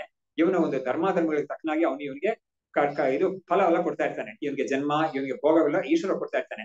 ಹಾಗಾಗಿ ಇವನು ಈಶ್ವರನಿಗೆ ಅಧೀನವಾಗಿ ಇರ್ತಾನೆ. ಬೇರೆ ಮುಕ್ತನು ಅವನಿಗೆ ಯಾರು ಅವನ ಮೇಲೆ ಅಧೀನ ಅಲ್ಲ ಅವನು. ಹಾಗಾಗಿ ಅವನಿಗೆ ಕರ್ಮನೂ ಇಲ್ಲ, ಯಾವುದೂ ಇಲ್ಲ. ಹಾಗಾಗಿ ಅವನ್ನ ಒಂದು ನನಗೆ ಈ ಚಾಕರಿ ಮಾಡು ಅಂತ ಹೇಳಕ್ಕೆ ಯಾರು ಇಲ್ವೇ ಇಲ್ಲ ಅವನಿಗೆ, ಆತರ ಇರ್ತಾನೆ. ಬೇರೆ ಇವನಿಗೆ ಆತರ ಇಲ್ಲ ಇವನು. ಹಾಗಾಗಿ ಇವನಿಗೆ ಸರ್ವಲೋಕ ಕಾಮ ಅಂತ ಇರೋದಿಲ್ವ ಇಲ್ಲ, ಇವನಿಗೆ ಎಲ್ಲಾ ಕಡೆನೂ ಹೋಗ್ಬೋದು ಅನ್ನೋ ಒಂದು ಸ್ಥಿತಿ ಇವನಿಗಿಲ್ಲ ಅಂತ ಹೇಳ್ಬಿಟ್ಟು ಕೂಡ ಎಷ್ಟು ಚೆನ್ನಾಗಿ ಹೇಳಿದ್ದಾರೆ ಅಂದ್ರೆ, ಈ ಭಾಷೆಯಲ್ಲಿ ಅವ್ರು ಹೇಳಿದ್ದಾರೆ. ಇದೇ ಚಾಂದೋಗ್ಯ ಉಪನಿಷತ್ತಲ್ಲೇನೆ ಇನ್ನೊಂದು ಅಧ್ಯಾಯದಲ್ಲಿ ಬರುತ್ತೆ, ಮುಂದಿನ ಅಧ್ಯಾಯದಲ್ಲಿ ಆ ವಿಷಯ ಬರುತ್ತೆ. ಅದು ಉಪನಿಷತ್ತಲ್ಲಿ ಬರುತ್ತೆ. ಹೇಗ್ ಬರುತ್ತೆ ಅಂದ್ರೆ, ಈ ಮುಕ್ತನಾದವನು ಅವನು ಮುಕ್ತ ಸ್ಥಿತಿಯಲ್ಲಿ ಅವನು ಎಲ್ಲಾ ಭೋಗಗಳನ್ನು ಅನುಭವಿಸ್ತಾ ಇರ್ತಾನೆ. ಸ್ತ್ರೀ ಅನ್ನಪಾನಾದಿ ಭೋಗಗಳೆಲ್ಲ ಅನುಭವಿಸ್ತಾ ಇರ್ತಾನೆ ಅಂತ ಬರುತ್ತೆ. ಅದಕ್ಕೆ ಹತ್ರ ಇದೆ. ಆದ್ರೆ ಭಗವತ್ಪಾದರು ಏನ್ ಮಾಡ್ತಾರೆ ಅಂದ್ರೆ, ಇದು ಸರಿ ಇಲ್ಲ ಅಂತ ಅವ್ರಿಗೆ ಮನಸ್ಸಿಗೆ ಬರುತ್ತೆ. ಯಾಕಂದ್ರೆ ಇದು ಹೇಗೆ ಮುಕ್ತನಾಗಿರೋನ್ಗೆ ಇದೆಲ್ಲ ಹೇಗೆ ನಾವು ಹೇಳಕ್ಕಾಗುತ್ತೆ, ಅವನು ಬೇಕಾದ ಅದಕ್ಕೆ ಕಠೋಪನಿಷತ್ತಲ್ಲಿ ಬಂದಿದ್ದೆಲ್ಲ ಅವನಿಗೆ ದೇವತಾ ಸ್ತ್ರೀ ಅಂದ್ರೆ ಒಂದು ದಿವ್ಯ ಸ್ತ್ರೀಗಳ ನಿನಗೆ ಕೊಡ್ತೀನಿ, ಭೋಗ ಮಾಡ್ಬೋದು ಅಂತೆಲ್ಲ ಹೇಳ್ತಾನಲ್ಲ, ಆ ರೀತಿಯಲ್ಲಿ ಬರುತ್ತೆ ಅಲ್ಲಿ ಉಪನಿಷತ್ತಲ್ಲಿ ಆತರ ಬರುತ್ತೆ. ಅದು ಯಾರಿಗೆ ಮುಕ್ತನಿಗೆ ಬರುತ್ತೆ ಅದು.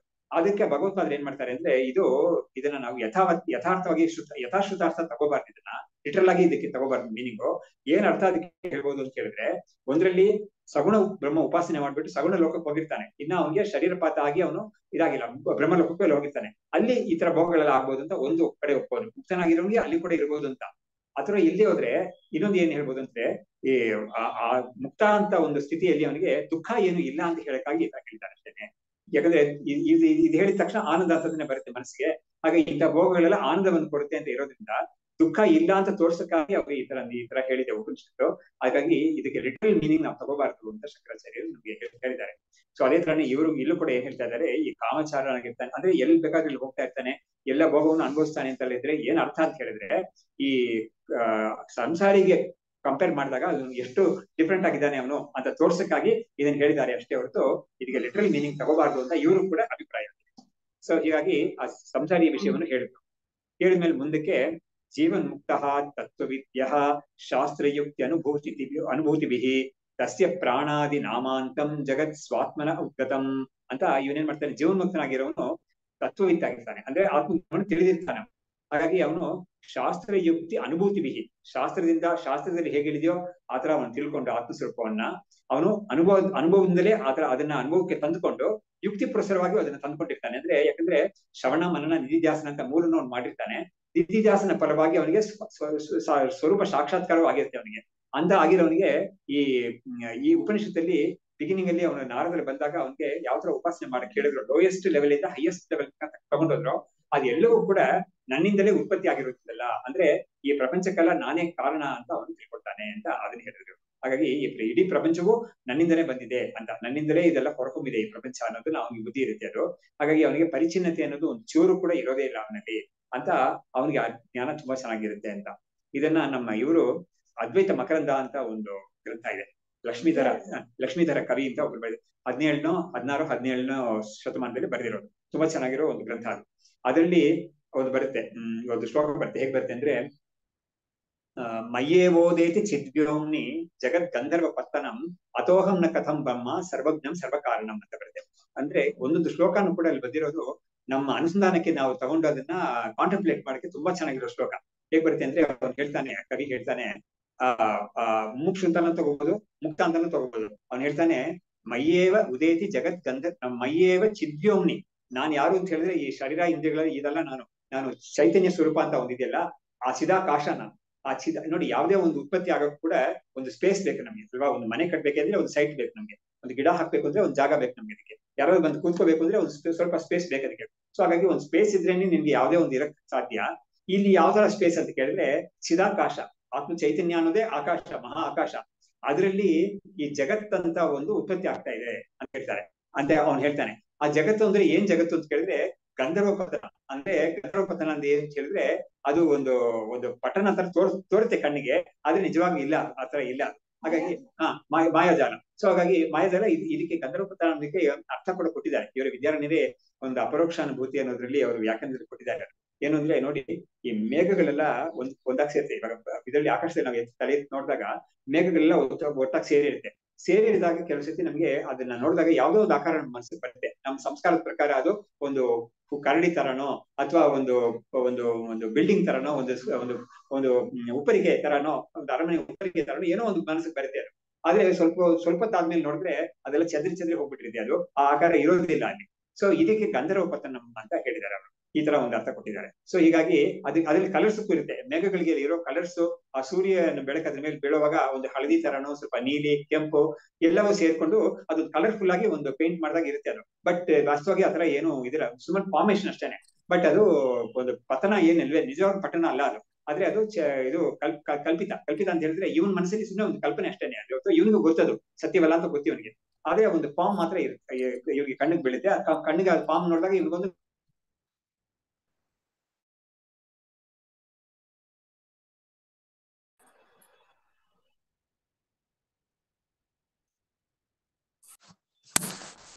ಯಾಕೆ ಈ ಪ್ರಪಂಚಕ್ಕೆ ಸರ್ವಜ್ಞನಾಗಿ ಯಾಕಂದ್ರೆ ಲೋಕದಲ್ಲಿ ಶಾಸ್ತ್ರ ಏನ್ ಹೇಳ್ತಾ ಇದೆ ಅಂದ್ರೆ ಈ ಪ್ರಪಂಚವನ್ನೆಲ್ಲ ಉಂಟು ಮಾಡಿದ್ದು ಈಶ್ವರ ಬ್ರಹ್ಮ. ಅದು ಸರ್ವಜ್ಞ, ಅದು ಸರ್ವಶಕ್ತಿ ಅಂತ ಹೇಳ್ತಾ ಇದೆ. ಅದು ನಾನ್ ಯಾಕೆ ಆಗ್ಬಾರ್ದು ಅಂತ ಇವ್ರು ಹೇಳ್ತಾರೆ. ಈ ಪ್ರಪಂಚವೇ ನನ್ನಲ್ಲೇ ಹುಟ್ತಾ ಇರೋದ್ರಿಂದ, ನಾನೇ ಇದನ್ನ ಉಂಟು ಮಾಡಿರೋದ್ರಿಂದ ನನಗೆ ಯಾಕೆ ನಾನ್ ಯಾಕೆ ಸರ್ವಜ್ಞ ಸರ್ವಶಕ್ತಿ ಆಗ್ಬಾರ್ದು, ಸರ್ವಕಾರಣ ನಾನ್ ಯಾಕೆ ಆಗ್ಬಾರ್ದು ಅಂತ ಅವ್ನು ಹೇಳ್ತಾನೆ. ಆ ರೀತಿಯಲ್ಲಿ ಇವನ ಅನುಸಂಧಾನ ಇರುತ್ತೆ ಅಂತ. ಸೊ ಜೀವನ್ ಮುಕ್ತ ತತ್ವವಿತ್ ಯಹ ಶಾಸ್ತ್ರಯುಕ್ತಿ ಅನುಭೂತಿ ಬಿಹಿ ತಸ್ಯ ಪ್ರಾಣಾದಿ ನಾಮಾಂತಂ ಜಗತ್ ಸ್ವಾತ್ಮನಃ ಉದ್ಗತಂ. ತನ್ನಿಂದಲೇ ಈ ಪ್ರಪಂಚ, ಇಡೀ ಪ್ರಪಂಚವು ಉತ್ಪತ್ತಿ ಆಗಿದೆ ಅಂತ ಅವನು ತಿಳ್ಕೊಳ್ತಾನೆ ಅಂತ. ಅಂದ್ರೆ ಉತ್ಪತ್ತಿ ಆಗಿದೆ ಅಂದ್ರೆ ಏನರ್ಥ? ಕಲ್ಪಿತ ಅಂತ, ಕಲ್ಪಿತವಾಗಿದೆ. ಯಾಕಂದ್ರೆ ಇವನೇನು ಬುದ್ಧಿಪೂರ್ವವಾಗಿ ಇದನ್ನೆಲ್ಲ ಮಾಡ್ಲಿಲ್ಲ, ಪ್ಲಾನ್ ಮಾಡಿ ಇದನ್ನೆಲ್ಲ ಏನು ಸೃಷ್ಟಿ ಮಾಡಲಿಲ್ಲ. ಅದೇ ತೋರ್ತಾ ಇರೋದಕ್ಕೆ ನಾನೇ ಕಾರಣ, ಅದೇ ನಾನೇ ಅಧಿಷ್ಠಾನ ಅಂತ ತಿಳ್ಕೊಂಡಿದ್ದಾನೆ. ಆ ರೀತಿಯಲ್ಲಿ ಈ ಶ್ಲೋಕವನ್ನ ನಾವು ಅರ್ಥ ಮಾಡ್ಬೇಕು. ಇದನ್ನು ಕೂಡ ನಮ್ಗೆ ಮನಿಷಾ ಪಂಚಕದಲ್ಲಿ ಅಲ್ಲಿ ಬರುತ್ತೆ, 2ನೇ ಶ್ಲೋಕದಲ್ಲೇ ಬರುತ್ತೆ. ಬ್ರಹ್ಮೈವಾಹಂ ಇದಂ ಜಗಚ್ಚ ಸಕಲಂ ಚಿನ್ಮಾತ್ರ ವಿಸ್ತಾರಿತಂ ಸರ್ವಂ ಚೇತದ್ ಅವಿದ್ಯೆಯ ತ್ರಿಗುಣಯ ಅಶೇಷಂ ಮಯಾ ಕಲ್ಪಿತಂ ಅಂತ ಬರ್ತೇವೆ. ನಾನು ಬ್ರಹ್ಮಸ್ವರೂಪವೇ ನಾನು. ಈ ಜಗತ್ ಏನು ಅಂತ ಕೇಳಿದ್ರೆ ಚಿನ್ಮಾತ್ರ ವಿಸ್ತಾರಿತಂ ಅಂದ್ರೆ ಅವ್ರು ಆ ಶ್ಲೋಕದಲ್ಲಿ ಹೇಳಿದ್ರಲ್ಲ, ಚಿತ್ ಸ್ವರೂಪವಾಗಿದ್ದು ಈ ಚಿದಾಕಾಶದಲ್ಲಿ ಇದು ವಿಸ್ತಾರವಾಗಿ ಈ ಪ್ರಪಂಚ ಕಾಣಿಸ್ತಾ ಇದೆ ಅಷ್ಟೇನೆ. ಇದೆಲ್ಲವೂ ಕೂಡ ಅವಿದ್ಯೆಯಿಂದ ನನ್ನಿಂದಲೇ ಕಲ್ಪಿತವಾಗಿದ್ದು ಅಂತ ಅವನು ಹೇಳ್ತಾನೆ. ಅಶೇಷ ಇಡೀ ಪ್ರಪಂಚವೂ ಕೂಡ ನನ್ನಿಂದಲೇ ಕಲ್ಪಿತವಾಗಿದ್ದು ಅಂತ ಅವನು ಹೇಳ್ಕೊಳ್ತಾನೆ. ಅವನ್ನ ನಾನು ಇಂಥ ಒಂದು ಸ್ಥಿತಿ ಬುದ್ಧಿ ಯಾರಿಗೆ ಸ್ಥಿರವಾಗಿದೆಯೋ ಅವನು ಚಾಂಡಲ್ನಾಗಿರ್ಲಿ, ಅವನು ಬ್ರಾಹ್ಮಣನಾಗಿರ್ಲಿ, ಅವನ ನಾನು ಗುರು ಅಂತ ಒಪ್ತೀನಿ ಅಂತ ಶಂಕರಾಚಾರ್ಯರು ಅಲ್ಲಿ ಹೇಳಿದ್ದಾರೆ. ಸೊ ಇಲ್ಲಿ ಜೀವನ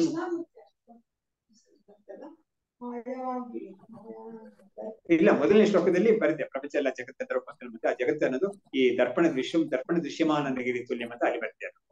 ಇಲ್ಲಿ ಇದನ್ನ ಹೇಳಿಬಿಟ್ಟು ಇವ್ರು ಮುಂದಕ್ಕೆ ಹೇಳ್ತಾರೆ, ತಸ್ಮಾತ್ ಪ್ರಾಣಾದಿ ವಸ್ತೂನಾಂ ಧ್ಯಾನೇನಸ್ಯ ಫಲೇನವಾ ಜೀವನ್ ಮುಕ್ತಸ್ಯ ನ ಅರ್ಥೋಸ್ತಿ ಕೃತಕೃತ್ಯ ಸುಖಿ ಅಸೌ. ಯಾಕಂದ್ರೆ ಇವನು ಈ ಇಡೀ ಪ್ರಪಂಚವು ತನ್ನಲ್ಲಿ ಕಲ್ಪಿತ ಅಂತ ನೋಡೋದ್ರಿಂದ ಅವನಿಗೆ ಈ ಪ್ರಪಂಚದಲ್ಲಿರೋ ಯಾವುದೇ ಭೋಗಗಳು ಕೂಡ ಅವನಿಗೆ ಏನೋ ಆಸೆಯನ್ನು ಉಂಟು ಮಾಡಲ್ಲ. ಅವ್ನಿಗೆ ಏನು ಯಾವ ವಿಧದಲ್ಲೂ ಅದಕ್ಕೆ ಅವನು ಅದಕ್ಕೆ ಬಗ್ಗಿ ಹೋಗೋ ತರ ಏನು ಮಾಡೋದೇ ಇಲ್ಲ ಅದು ಅಂತ ಅದನ್ನ ಇಲ್ಲಿ ಹೇಳ್ತಾರೆ. ತಸ್ಮಾತ್ ಪ್ರಾಣಾದಿ ವಸ್ತುನ ಎಲ್ಲಾ ವಸ್ತುಗಳು ಕೂಡ ಧ್ಯಾನೇನ ಅಸ್ಯ ಫಲೇನವ ಜೀವನ್ಮುಕ್ತಸ್ಯನ ಅರ್ಥೋಸ್ತಿ.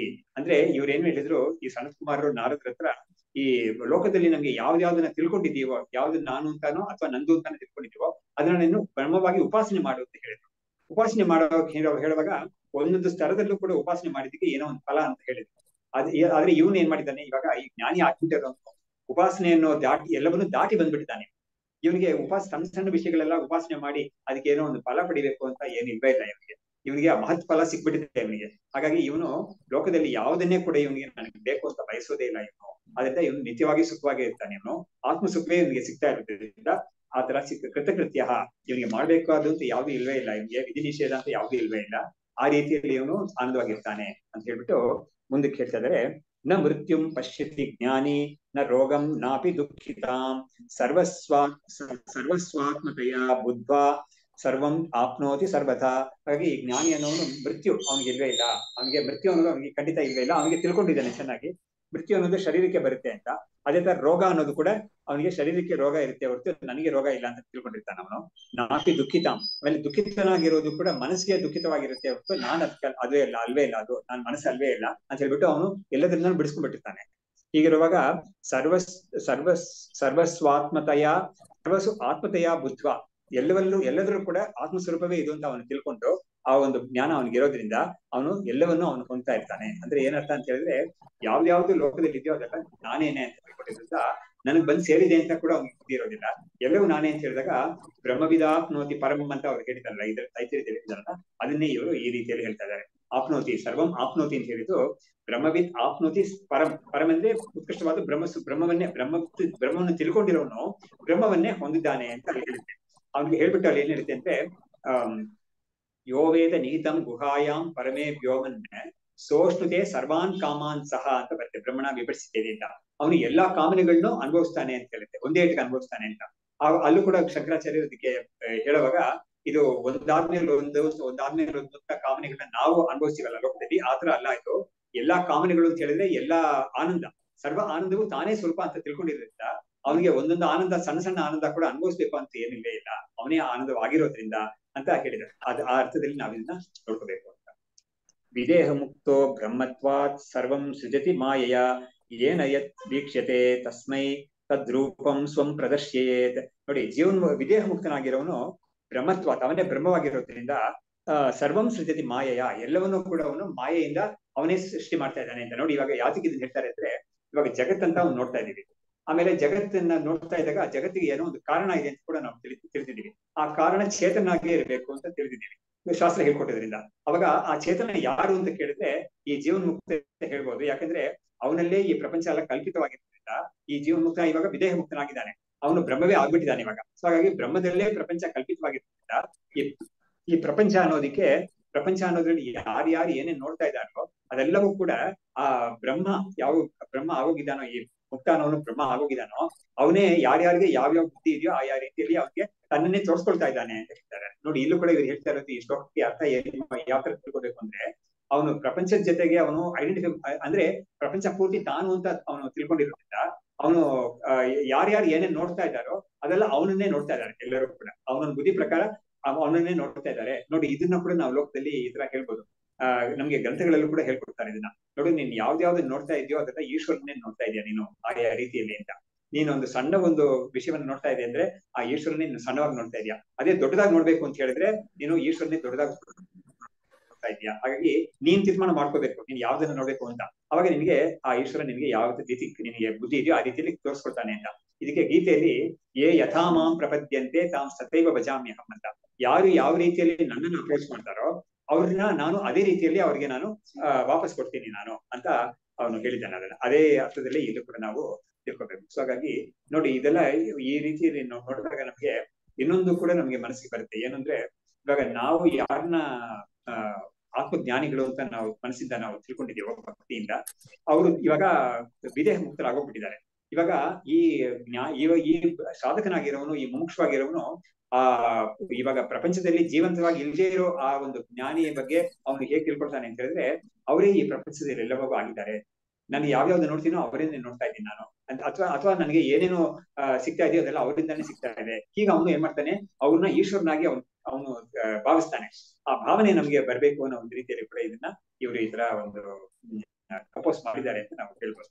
ಸೊ ಹೀಗೆ ಹೇಳ್ಬಿಟ್ಟು ಮುಂದಕ್ಕೆ ಹೇಳ್ತಾರೆ, ವಿಷಯಾಹರಣಂ ಶುದ್ಧೆ ರಾಗದ್ವೇಷಾದಿ ವರ್ಜನಾತ್ ತತಃ ಶುದ್ಧ ಧಿಯ ಆತ್ಮಾನಂ ಭೂಮಾನಂ ಸರ್ವದಾ ಸ್ಮರೇತ್. ಇವಾಗ ಏನ್ ಮಾಡ್ತಾ ಇದ್ದಾರೆ, ಇದೆಲ್ಲ ಹೇಳಿದ್ಮೇಲೆ ಈ ಒಂದು ಅಧ್ಯಾಯವನ್ನ ಮುಗಿಸ್ತಾ ಇದ್ದಾರೆ. ಮುಗಿಸೋವಾಗ ನಮ್ಗೇನು ಅದರಿಂದ ಒಂದು ಇದು ಸಂದೇಶ ಏನ್, ಮೆಸೇಜ್ ಏನು ಅಂತ ಕೇಳಿದ್ರೆ, ಇವರು ಹೇಳ್ತಾ ಇದ್ದಾರೆ ವಿಷಯಾಹಾರಣಂ ಶುದ್ಧೇ ರಾಗದ್ವೇಷಾದಿ ವರ್ಜನಾತ್. ನಮ್ಗೆ ಒಂದು ಒಳ್ಳೆ ವಿಷಯವನ್ನ ನಾವು ತಗೋಬೇಕು ಅಂತ ಹೇಳಿದ್ರೆ, ಅಂದ್ರೆ ನಮ್ಗೆ ಸ್ವೀಕಾರ ಮಾಡ್ಬೇಕು ಅಂತ ಹೇಳಿದ್ರೆ ನಮಗೆ ರಾಗದ್ವೇಷಗಳೆಲ್ಲ ಇಲ್ಲದೆ ಇರ್ಬೇಕು, ಶುದ್ಧವಾದ ಮನಸ್ಸಿಗೆನೆ ಒಳ್ಳೇದು ಸಿಗುತ್ತೆ ಅಂತ. ಲೋಕದಲ್ಲಿ ಕೂಡ ಲೋಕದಲ್ಲೇ ಕೂಡ ನಮ್ಗೆ ಯಾವುದೇ ಒಂದು ಒಳ್ಳೆ ಭೋಗ ನಮ್ಗೆ ಸಿಗಬೇಕು ಅಂತ ಹೇಳಿದ್ರೆ ಅಲ್ಲೂ ಕೂಡ ನಮ್ಗೆ ರಾಗದ್ವೇಷಗಳು ಅದೆಲ್ಲ ಇರಬಾರ್ದು. ಒಂದು ಒಬ್ಬನ ನಡತೆ ಚೆನ್ನಾಗಿಲ್ದೆ ಹೋದ್ರೆ, ಅವನ ಭಾವನೆ ಚೆನ್ನಾಗಿಲ್ದೆ ಹೋದ್ರೆ ಅವನಿಗೆ ಒಳ್ಳೆ ವಿಷಯಗಳು ಲೋಕದಲ್ಲಿ ಸಿಗೋದಿಲ್ಲ. ಅವನಿಗೆ ಲೋಕದಲ್ಲಿ ಕೂಡ ಅವ್ನಿಗೆ ಏನಾಗುತ್ತೆ, ಅಂತದ್ ಏನಾದ್ರು ಸಿಕ್ಕಿ ಕೂಡ ಅವನು ಏನಾದ್ರು ನಡತೆ ಸರಿಯಾಗಿಲ್ದೆ ಹೋದ್ರೆ ಅದು ಅವನ ಕೈಯಿಂದ ಹೊಟ್ಟೋಗುತ್ತೆ. ಆಮೇಲೆ ಅವನಿಗೆ ಅಪವಾದ ಬರುತ್ತೆ. ಅವನಿಗೆ ಈ ತರ ಎಲ್ಲ ಆಗುತ್ತೆ ಲೋಕದಲ್ಲಿ ಕೂಡ ನಾವು ನೋಡ್ತೀವಿ. ಹಾಗಾಗಿ ವಿಷಯಾಹರಣಂ ಶುದ್ಧೇ ರಾಗದ್ವೇಷಾದಿ ವರ್ಜನಾತೆ ತತಃ ಶುದ್ಧದಿಯ ಆತ್ಮಾನಂ ಭೂಮಾನಂ ಸರ್ವದಾ ಸ್ಮರೇತ್ ಅಂತ ಹೇಳ್ಬಿಟ್ಟು, ಯಾವಾಗ್ಲೂ ಕೂಡ ನಾವೇನ್ ಮಾಡ್ಬೇಕಾಗಿದೆ, ನಾವೇನ್ ಮಾಡ್ಬೇಕಂದ್ರೆ ಮುಮುಕ್ಷುಗಳು ಶುದ್ಧ ಮನಸ್ಸಿಂದ ಈ ಭೂಮ ಸ್ವರೂಪ ಅಂತ ಒಂದಿದೆಯಲ್ಲ ಅದನ್ನ ನಾನು ಅಂತ ತಿಳ್ಕೋಬೇಕು ಅಂತ ಹೇಳ್ತಾ ಇದ್ದಾರೆ. ಅಂದ್ರೆ ತತ್ವಮಸಿ ಅಂತ ಒಂದು ಅರ್ಥ ಇದೆಯಲ್ಲ ಅದನ್ನ ಇವರು ಇಲ್ಲಿ ಹೇಳ್ತಾ ಇದ್ದಾರೆ. ಅಹಂ ಬ್ರಹ್ಮಾಸ್ಮಿ ಅಂತ ಒಂದು ಬುದ್ಧಿ ಬರಕ್ಕೆ ನಾವೇನ್ ಮಾಡ್ಬೇಕು, ಯಾವ ಭೂಮ ಸ್ವರೂಪ ಅಂತ ಒಂದನ್ನ ಜ್ಞಾನಿಗಳು ತಿಳ್ಕೊಂಡು ಅವರು ಜೀವನ್ಮುಕ್ತರಾಗಿದ್ದು ಆಮೇಲೆ ವಿದೇಕ ಮುಕ್ತರಾಗಿದ್ದಾರೋ, ಆಮೇಲೆ ಬೃಹದಾರಣ್ಯಕದಲ್ಲಿ ಹೇಳಿದ ಏನು ಬ್ರಹ್ಮವಿದಾ ಇಲ್ಲ ಬ್ರಹ್ಮ ತದಾತ್ಮಾನಂ ಅವೇತ್ ಆತ್ಮಾನಮೇವ ಅವೇತ್ ಅಹಂ ಬ್ರಹ್ಮಾಸ್ಮಿ ಇತಿ ತಸ್ಮಾತ್ ತತ್ ಸರ್ವಂ ಅಭವತೆ ಅಂತ ಸರ್ವಾತ್ಮ ಭಾವವನ್ನು ಅಹಂ ಬ್ರಹ್ಮಾಸ್ಮಿ ಅಂತ ಜ್ಞಾನ ಕೊಡ್ತಾರ. ಆ ರೀತಿಯಲ್ಲಿ ನಾವು ಕೂಡ ಏನ್ ಮಾಡ್ಬೇಕಾಗಿದೆ, ಈ ಸರ್ವಾತ್ಮ ಸ್ವರೂಪವಾದ ಒಂದು ಬ್ರಹ್ಮ ಇದೆಯಲ್ಲ ಆ ಬ್ರಹ್ಮ ನಾನೇ ಅಂತ ನಾವು ಯಾವಾಗ್ಲೂ ಸರ್ವದಾ ಯಾವಾಗ್ಲೂ ನಾವು ಕೂಡ ತಚ್ಚಿಂತನಂ ತತ್ಕಥನಂ ಅನ್ಯೋನ್ಯಂ ತತ್ ಪ್ರಬೋಧನಂ ಏತದೇಕಪರತ್ವಂಚ ಬ್ರಹ್ಮಾಭ್ಯಾಸಂ ವಿದುರ್ಬುಧಾಹ ಅಂತ ಇವರೇ ಹೇಳಿದ್ರು. ಈ ರೀತಿಯಲ್ಲಿ ನಾವು ಈ ಭೂಮ ಸ್ವರೂಪವನ್ನ, ಭೂಮವಾದ ಈ ಆತ್ಮವನ್ನ ನಾವು ಭೂಮವಾದ ಬ್ರಹ್ಮವನ್ನ ನಾನೇ ಅದು ಅಂತ ನಾವು ಯಾವಾಗ್ಲೂ ನಾವು ಆ ಚಿಂತನೆ ಮಾಡ್ತಾ ಇರ್ಬೇಕು ಅಂತ ಹೇಳಿ ಹೇಳ್ತಾರೆ. ಶೋಕಾದಿ ಸರ್ವ ಗ್ರಂಥೀನಾಂ ಭೂಮ್ನ ಸ್ಮೃತ್ಯ ವಿಮೋಕ್ಷಣಾತ್ ಶುದ್ಧಧೀರ್ ನಾರದಃ ತಸ್ಮೈ ತಮಃಪಾರಂ ಅದರ್ಶಯತೆ. ನೋಡಿದ್ರೆ ಇವಾಗೆ ಈ ಒಂದು ಅಧ್ಯಾಯಕ್ಕೆ ಕನೆಕ್ಟ್ ಮಾಡ್ತಾ ಇದ್ದಾರೆ. ಎಲ್ಲವನ್ನೂ ಹೇಳ್ಬಿಟ್ಟು ಈ ಮೂಲವಾದ ಕಥೆ ಯಾವುದು, ನಾರದರು ಬಂದು ಸನತ್ ಕುಮಾರ್ ಹತ್ರ ಕೇಳಿದ್ರು ನನಗೆ ಇದನ್ನ ಹೇಳ್ಕೊಡಿ ಅಂತ. ಅವ್ರು ಹೇಳ್ಕೊಟ್ರು. ಹೇಳ್ಕೊಟ್ಟ ಮೇಲೆ ನಾರದರನ್ನ ತಿಳ್ಕೊಂಡ್ರು ಅಂತ ಫಲವನ್ನು ಹೇಳ್ತಾರೆ. ತಿಳ್ಕೊಂಡ್ರು ನೋಡಿ, ಇದ್ರಲ್ಲೂ ಬರುತ್ತೆ, ಕಠೋಪನಿಷತ್ತಲ್ಲೂ ಬರುತ್ತೆ. ನಚಿಕೇತಸ್ಸು ಇದನ್ನ ಉಪದೇಶ ಎಲ್ಲ ಪಡ್ಕೊಂಡು ಅವನು ಆ ಉಪದೇಶ ಪ್ರಕಾರ ಅವನು ತಿಳ್ಕೊಂಡು ಅವನು ಜ್ಞಾನಿ ಆದ ಅಂತ ಬರುತ್ತೆ. ಆ ಚಾಂದೋಗ್ಯ 6ನೇ ಅಧ್ಯಾಯದಲ್ಲಿ ಈ ಇದು ಯಾವುದು ಸದ್ವಿದ್ಯಾ ಅಂತ ಹೇಳಿ ಶ್ವೇತಕೇತು ಅವನು ಕೂಡ ಕೊನೆಯಲ್ಲಿ ಅದನ್ನ ತಿಳ್ಕೊಂಡ ಅಂತ ಬರುತ್ತೆ ಅಲ್ಲಿ. ಸೊ ಹಾಗಾಗಿ ಎಲ್ಲಾದ್ರಲ್ಲೂ ಆತರ ಹೇಳೋದ್ರಿಂದ ಇಲ್ಲೂ ಕೂಡ ಅದನ್ನ ಹೇಳಿದ್ದಾರೆ. ಶೋಕಾದಿ ಗ್ರಂಥಿನ ಅವನು ಯಾಕೆಂದ್ರೆ ಆತ್ಮವಿತ್ ತರತಿ ಶೋಕಂ ಅಂತ ಅವ್ನು ತಿಳ್ಕೊಳ್ತಾನೆ. ಯಾರು ಯಾರಾದ್ರೂ ಮುಂಚೆ ಏನ್ ಮಾಡಿರ್ತಾರೆ, ನನ್ಗೆ ಎಷ್ಟೆಷ್ಟೋ ನಾನು ಕಲ್ತಿದ್ರು ಕೂಡ ಏನೇನೋ ವಿದ್ಯೆಗಳೆಲ್ಲ ನನಗಿದ್ರು ಕೂಡ ನನಗೆ ಆತ್ಮವಿದ್ಯೆ ಇಲ್ಲದೆ ಇರೋದ್ರಿಂದ ನನಗೆ ಶೋಕ ತಪ್ಪಿಲ್ಲ. ನನಗೆ ಆ ಶೋಕ ಅನ್ನೋದು ಆತ್ಮವಿದ್ಯೆಗೆ ಶೋಕ ಹೋಗುತ್ತೆ ಅಂತ ಕೇಳಿದ್ದೀನಿ ನಾನು. ಅದರಿಂದ ನನಗೆ ಆತ್ಮವಿದ್ಯೆ ಕೊಡಿ ಅಂತ ಅವ್ನು ಬರ್ತಾನೆ. ಇವಾಗ ಏನಾಗಿದೆ, ಅವನಿಗೆ ಶೋಕವನ್ನೆಲ್ಲ ದಾಟಿಬಿಟ್ಟಿದ್ದಾನೆ ಅವನು ಅಂತ ಆ ಫಲವನ್ನು ಹೇಳ್ತಾ ಇದ್ದಾರೆ, ಆ ಜ್ಞಾನದ ಫಲವನ್ನು ಹೇಳ್ತಾ ಇದ್ದಾರೆ. ಶೋಕಾದಿ ಸರ್ವಗ್ರಂಥೀನಾಂ ಭೂಮ್ನಃ ಸ್ಮೃತ್ಯ ವಿಮೋಕ್ಷಣಾತ್ ಶುದ್ಧದೀಹಿ ನಾರದಃ ತಸ್ಮೈ ತಮಃಪಾರಂ ಅದರ್ಶಯತೆ. ಅವನಿಗೆ ಈ ಆತ್ಮಜ್ಞಾನವನ್ನ ಇವರು ಸನತ್ ಕುಮಾರ್ ಅವನಿಗೆ ಇದು ಪ್ರದಾನ ಮಾಡಿದ್ರು ಅನ್ನೋದನ್ನ ಇಲ್ಲಿ ಹೇಳಿ ಆ ಅಧ್ಯಾಯದ ವಿಷಯವನ್ನ ಹೇಳ್ಬಿಟ್ರು. ಇವಾಗ ಕೊನೆಯಲ್ಲಿ ಇವ್ರೇನ್ ಮಾಡ್ತಾ ಇದ್ದಾರೆ, ತಾನು ಇದನ್ನೆಲ್ಲ ಹೇಳಿದ್ರಲ್ಲ ಅದಕ್ಕಾಗಿ ಒಂದು ಸಮರ್ಪಣೆ ಮಾಡ್ತಾ ಇದ್ದಾರೆ, ತಮ್ಮ ಗುರುಗಳಿಗೆ ಸಮರ್ಪಣೆ ಮಾಡ್ತಾ ಇದ್ದಾರೆ. ಸನತ್ ಕುಮಾರ ವಿದ್ಯಾಯಾಹ ತಾತ್ಪರ್ಯಂ ಸ್ಪಷ್ಟಮೀರಿತಂ ತೇನ ಕುರ್ಯಾತ್ ಮಯಿ ಕೃಪಾಂ ವಿದ್ಯಾತೀರ್ಥ ಮಹೇಶ್ವರ ಅಂತ ಹೇಳ್ಬಿಟ್ಟು ಇವ್ರಿಗೆ ಗುರುಗಳು ವಿದ್ಯಾರಣ್ಯರ ಗುರುಗಳು ವಿದ್ಯಾತೀರ್ಥರು ಅವ್ರನ್ನ ಇವರು ಈಶ್ವರನಾಗೆ ನೋಡಿದ್ದಾರೆ ಅವರು. ಹಾಗಾಗಿ ಮಹೇಶ್ವರ ಅಂತ ಇವ್ರು ಹೀಗೆ ಹೇಳ್ತಾರೆ. ಎಲ್ಲಾ ಕಡೆನೂ ಅವ್ರನ್ನ ಈಶ್ವರ ಅಂತಾನೆ ಹೇಳ್ತಾರೆ. ಈಶ್ವರನಿಗೂ ಗುರುಗೂ ಏನು ವ್ಯತ್ಯಾಸ ಇಲ್ಲ ಅಂತ ನೋಡೋರು ಇವರು. ಹಾಗಾಗಿ ಸನತ್ ಕುಮಾರ ವಿದ್ಯಾಯಾಹ ತಾತ್ಪರ್ಯಂ ಸ್ಪಷ್ಟ ಮೀರಿತಂ. ಈ ಸನತ್ ಕುಮಾರ ವಿದ್ಯಾ ಅನ್ನೋದೇ ಇದು ಭೂಮ ವಿದ್ಯಾ ಅನ್ನೋದಕ್ಕೆ ಸನತ್ ಕುಮಾರ ವಿದ್ಯಾ ಅಂತ ಇವರು ಕರೆದು ಏನ್ ಮಾಡ್ತಾ ಇದ್ದಾರೆ, ಇದನ್ನ ನಾನು ಚೆನ್ನಾಗಿ ಹೇಳ್ಬಿಟ್ಟಿದ್ದೀನಿ ಇದುವರೆಗೂ.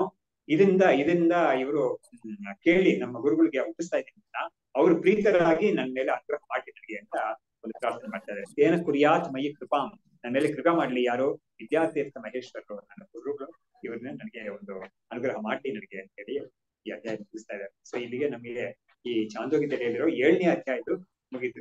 ಚಾಂದೋಗ್ಯದಲ್ಲಿ 3 ಅಧ್ಯಾಯವನ್ನು ತಗೊಂಡು ಮಾಡಿದ್ದಾರೆ.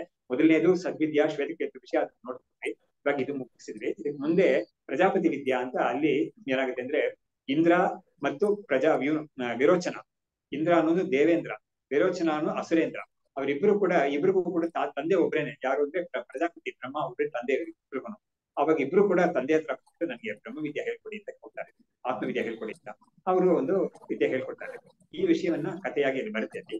ಅದನ್ನ ಇವ್ರೇನ್ ಮಾಡಿದ್ದಾರೆ, ಅದರಲ್ಲಿ ಆತ್ಮ ಸ್ವರೂಪಕ್ಕೆ ಮಾತ್ರ ಬೇಕಾಗಿರೋ ವಿಷಯ, ಈ ಬ್ರಹ್ಮಚಿಂತನೆಗೆ ಮಾತ್ರ ಇರೋ ವಿಷಯವನ್ನು ಮಾತ್ರ ತಗೊಂಡು ಈ ಅಧ್ಯಾಯದಲ್ಲಿ ಮಾಡಿದ್ದಾರೆ. ಅದನ್ನ ನಾವು ಮುಂದಿನ ಅಧ್ಯಾಯ